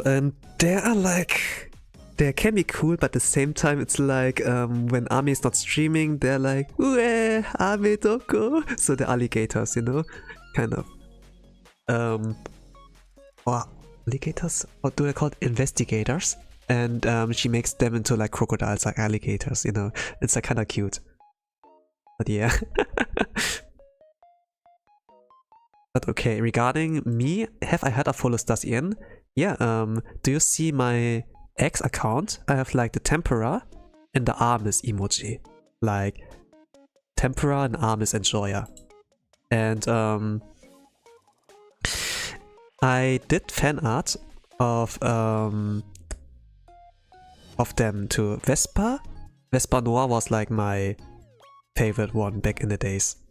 Like before I graduated. I drew them here. I got like a lot of interactions here. Like Magni, when like Judge Magni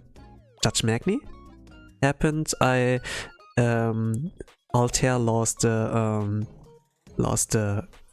discussion, and look, 84. It's like normally when I do Blue Archive it's like around below 10 likes, but back in the days it was like a lot of shit going on, and yeah, I like them. They're like pretty cool. And I can remember like Magni, they like my artwork here. Let me check the likes. Few post engagements. Here, you see that? Here? Around the likes, here's the tabs of the likes, and Magni liked that post. So I actually had like some Hololive members interactions, you know, or like Holos Pro in general, interacting with my posts. Like Tokinosora reposted my fan art of her, Tokoyami Toa, like Tomasama, she liked my art I did of her. So it's like that, you know. I really love new members of Holostars, Ian. They're the most funniest people I've ever seen. Yeah, I like them too. I like from Armis, I really like Girati Rexford, and I say that because I knew them before they went Holostars, and when they had like the debut stream, I was like, that voice, I know you. And yeah, this was like Insta's, it was like instant Oshi by now. I still yet have to do fan art of them, of like Armis.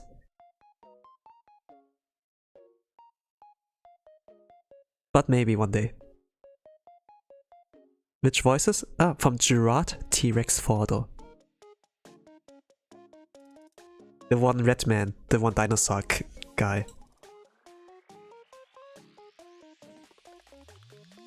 This guy here. This guy here.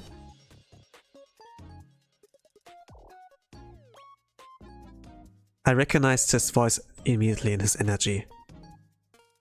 Even though they have like a lot of different voices they can do, they're like pretty cracked in like voice acting, I immediately recognized him. He can also like do the Levi voices, you know, he can sound like Vox Akuma, he can sound like Lelouch, like Light Yagami. They're like pretty cracked in voice acting.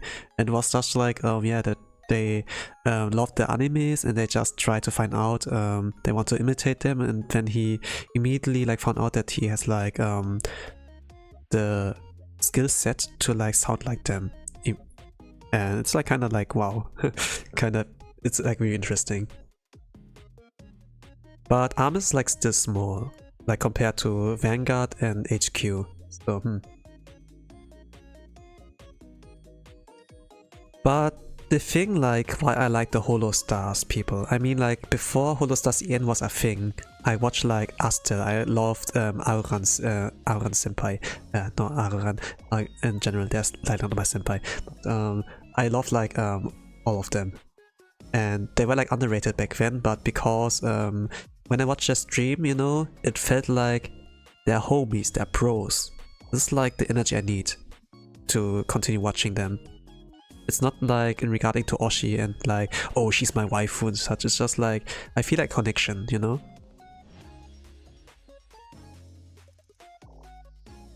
Don't you get that feeling when you like tune into our stream and be like, oh, Aniki, or like bro, and you feel like you can get along with them. It's kind of like this kind of sentiment. Or you just find them funny, you know? It can be like that too. But the immediate energy I got from them, the immediate vibes were like, oh, they're bros. I love watching bros. It's just like hanging out with some bros and being like having like a fun time. That's about it. And I know like they're like targeted for the female fan base actually, but I oddly like them for their bro energy, and they are not like too much on the fan service kind of side. To do like ASMR, go like close up to the mic and be like, "Hey baby girl, wanna hang out with me? Oh, we're gonna have a great night. Oh baby girl." They did nothing like that. It's just like the bro energy alone. It's like, oh wow.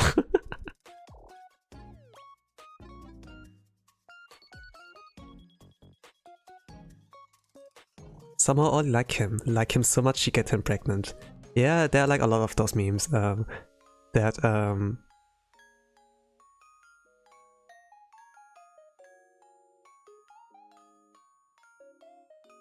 I also remember this Project Zomboid streams where he went bald, for example. Gerard is otaku as well? Yeah, he is. But they're like pretty young, they're pretty young. They actually don't, they trying to be entertaining for us? I mean, Gerard gives his best in like entertaining at all. But what I can like immediately recognize that Gerard is broke, kind of. The way Gerard does like streaming. Actually, let me like copy that timestamp here regarding Ame and post it in here. This is like kind of where she talked about it, but in a, so that you know. But yeah, regarding Gerard, I think like yeah. I mean they love money. And you know, when you look at the streams, it's like he plays games like Getting Over It, he plays like Minecraft, plays like, or when we went to his birthday stream, it's like a Zatsudan stream, or it's like the roulette kind of. Actually, let me go to his channel and then I can like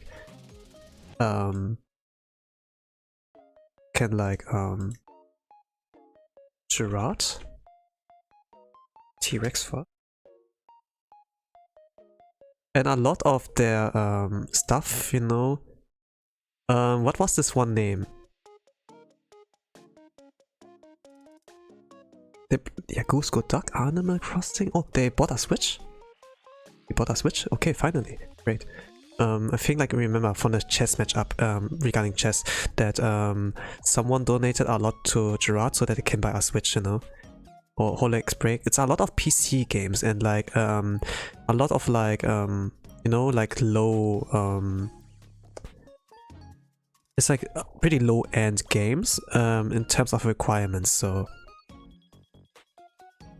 but I really like what they do. I really like what he does with that kind of restrictions. I will happy if you enter Holostar in. I will cheer on. I don't know, man. We will be there no matter what. I don't know. But thank you for the support. I mean, if I'm ever going to disappear and be like, oh, announcement stream, I'm going to have a hiatus, then don't expect me to be in Holostars, okay? Never think of that. You didn't hear of anything.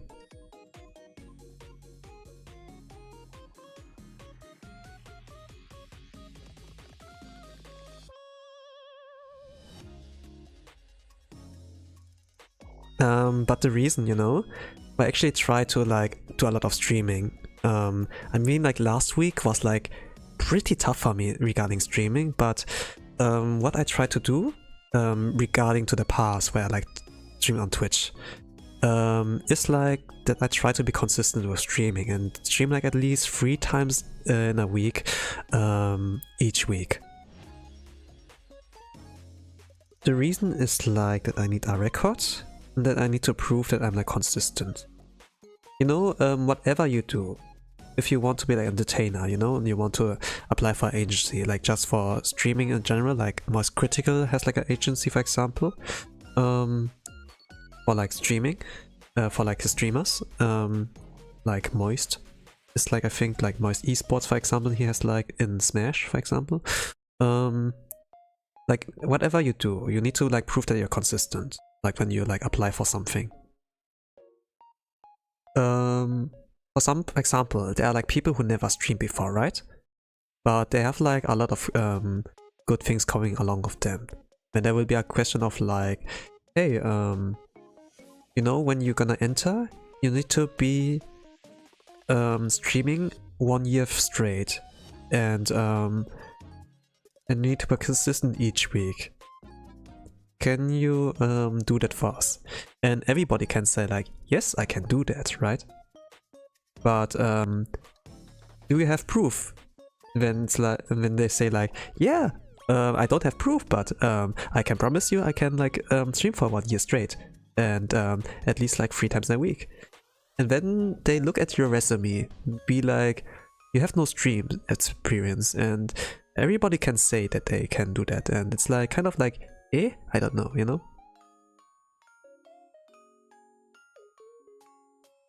They kind of like try to get that kind of formula done. And the one time I like, you know, you see like a lot of streams here, like in the live tab here, are like spontaneous streams, and it's like videos. Let me see. Twitch archive. This was like exports from Twitch to YouTube. And then I tried one day like multi-streaming, but the streaming is like here pretty sporadic, kind of. Like 8 months ago.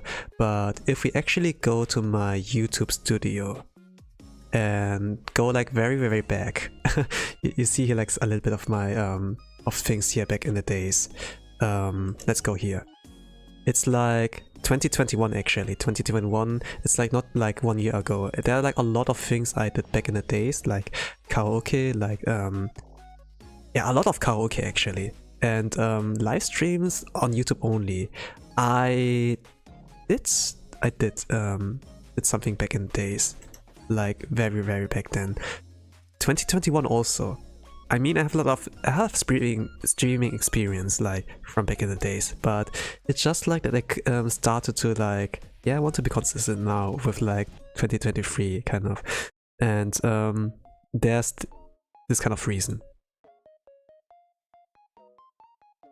And I streamed like in German, like EN in German, like English and German, like back then, like 2 languages, and it's like but if I really want to log onto EN VTubing, because I know like I have like more audience there, then I'm gonna aim for that. It's just like the question of how to do it, but I think like doing your own clips is like one way to do it. I think like clips have like a lot more reach than like streams. I could always ask someone, commission them, but at the same time think like, when you can do that for yourself, why not do that? You can like learn a little bit of editing skills, so there's like the upside of that too.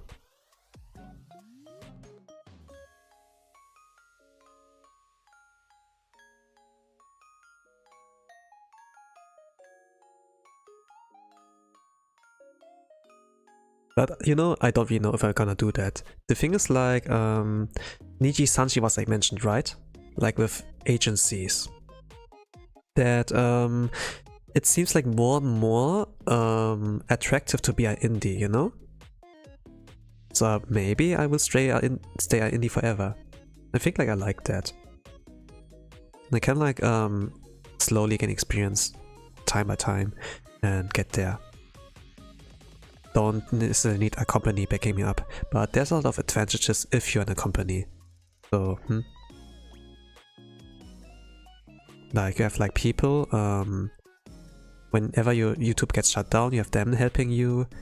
If you need like connections to someone, or if you want to collab with someone else, then yeah, you have that kind of support. But there are also like some cons, and it's like also you are like restricted in what you can do. I think like if you look like a K-Son, like Kyoko for example, she was like pretty restricted in what she wanted to do.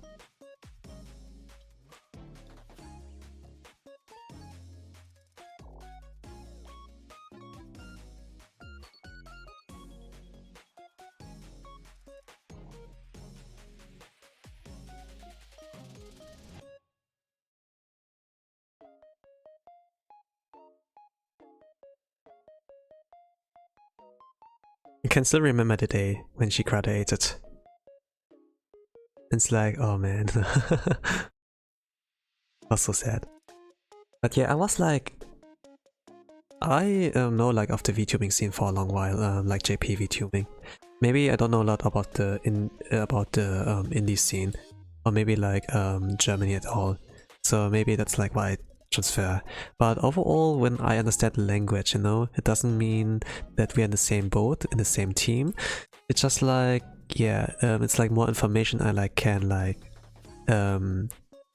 collect, but at the same time it doesn't mean that's like good information, you know. The more skills you have, and the more gates like are opening up, the more problems are gonna come. Probably when I learn Japanese, there will be more problems as well.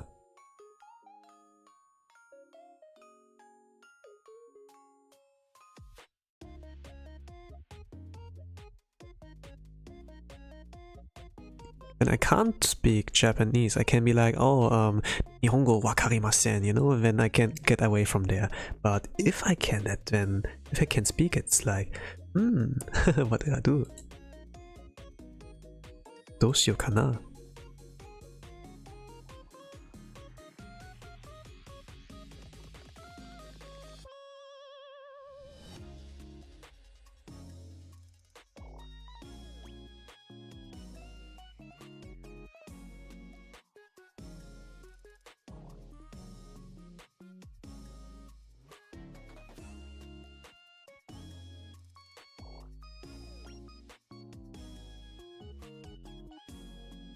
Normally, my stream times are like pretty much dependent on my work kind of shifts, on my work shifts. I think like in EU, there's like kind of a, how it's called? A celebration day, like a holiday. Daijoubu and arigato is enough to survive in Japan. Yeah, actually it is enough. The one useful sentence is like sumimasen, and then you point at the map and be like doko desu ka, and when they like, where is it, I'm sorry, where is this place, and when they try their best to help you, and it's like, and also like when you're like in the crane game kind of thing. I saw like some videos of like Connor, where he does like the crane game challenges against like PewDiePie for example, and the thing is like the crane games can be like kind of scummy, that something will be like stuck and then you can't get it by any means, and or when they see you clearly have like spent a lot of time on the crane game and like money, they will help you, you know, and yeah, or you go approach them with a sumimasen, and then they lower the difficulty or like get the thing entirely for you. I think like in the light novel I read, Origaire, like Yahari ore no seishun love kama wa machikatte iru. So it's like my teen youth romantic comedy is strong as expected. Like in this one series, Hachiman, like the protagonist, did like his secret technique that they were like, sumimasen, and then be like, I really wanted to get this gift for my little sister, but I'm like, I suck so much in this crane game, please can you get it for me? Then they will help you. It's like pretty cool in the Japanese culture, you know, that they're like so nice, considerate of everyone. But yeah, it's like pretty internet friendly there as well. Like when you order, for example, like for some ramen, there's like some kind of vending machine, and then there are like some buttons, and they have like the kind of icons of the food item you want to eat, and then you put in some coins, press the button of the food item you want, and it will print you out a ticket, and yeah, and you use the ticket to get that item, and then they will serve you the food without any human contact, for example. Something like that. You don't. It's not like in the go to the supermarket and there's like cashier at all times. It's like kind of that. Super cool. But even though Japan's like convenient to be around at, and you don't need as much Japanese anymore. Like there are like a lot of now English signs, and you have like a SIM card now where you can get the internet, I think, some kind of data. Yeah, even though it's like not convenient, I wouldn't like really recommend to like live there or like stay longer than like a usual vacation, like maybe longer for a month. It's like the work culture and the law is actually effed up. The thing is like what a lot of people forget when they are like in a new country, that the law, that they need to respect the law there too. Like when they enter like the foot in another country, and the law will also like apply to them. You can't like excuse your way out with like Nihongo wa karimasen. You know, you have to like respect that, and a lot of culture shock. So be careful.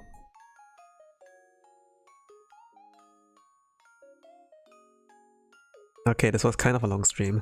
I was like yapping for a lot longer than I thought. Something tourists can't get it? Yeah. It is like that. Sometimes when tourists are having trouble like understanding those kind of things, when you really need someone who guides you, something like a sensei, you know? Someone who is willing to introduce you to our culture, to a new country, to a hobby, you know? And then be like explaining things to them and remind them of like respecting the kind of thing they're entering into. And it's like somehow okay. But when those tourists have no guidance or did not do any research on their own, it's like that too. Sometimes I see like video recommendations from Sora the Troll, and usually what they do sometimes on the channel is like tourists or like Americans in like Japan, or like the comparison of like anime versus reality, something like that. And maybe you get it, you know? Kind of funny.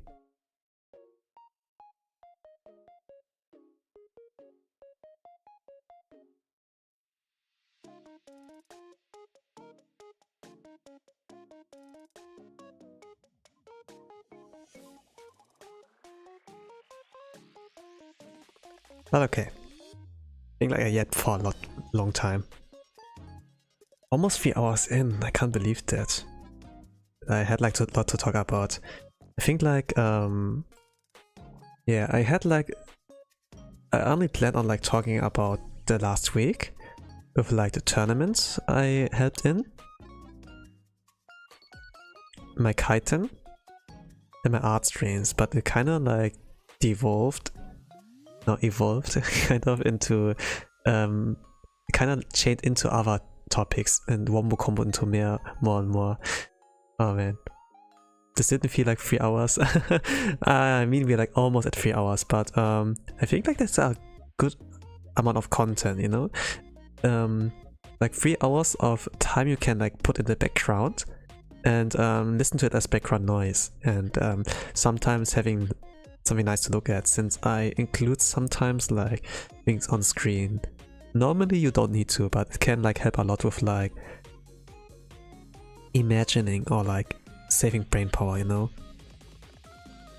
But for audio only watchers, I hope that it's still like a good enough experience to listen to, you know? I do my best next time. I will rewatch my streams as always and see what I can improve. For tomorrow, let me see, what is there? There's a stream schedule, I think, here in the community tab. I think I can put that off, but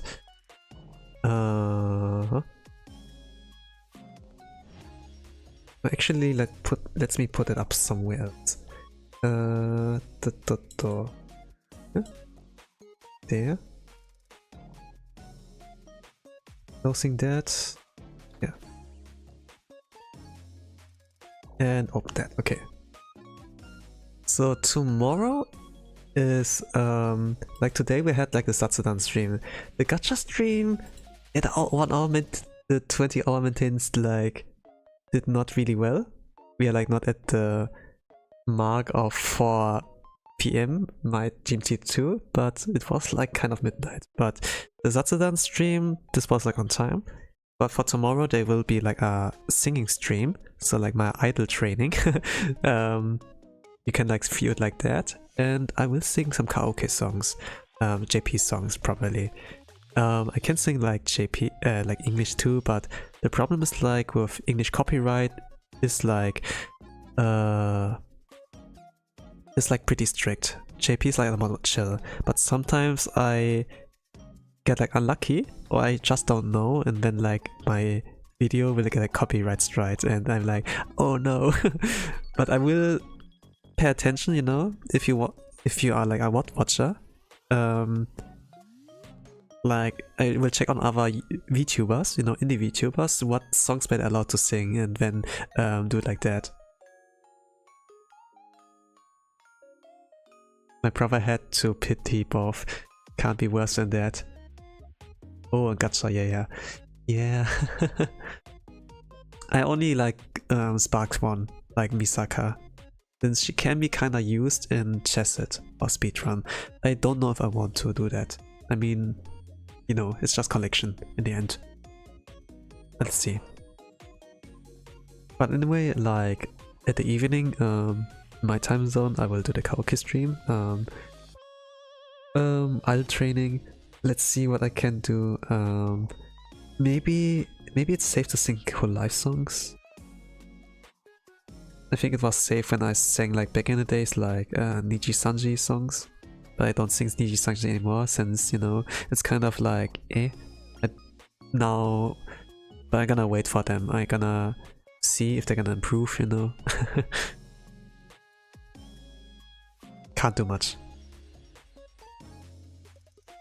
But also like only tomorrow, like on the Sunday, there will be a read-along reaction stream to the event story of like the Blue Archive event of the collab one. And I'm kind of curious. I think like from what I saw, it actually puts in, it adds a little bit to the lore, like regarding the halos, you know, and that normally the existence of halos were not acknowledged, but here, for example, in other lore stuff, I'm not curious. I'm like kind of curious if it's like more than just collab, get money in. We're gonna see. Anyways, thank you all for watching, listening, to the stream. I will wish you all a nice rest of the day, evening, a good night, whatever times you are. And with that, I say bye bye.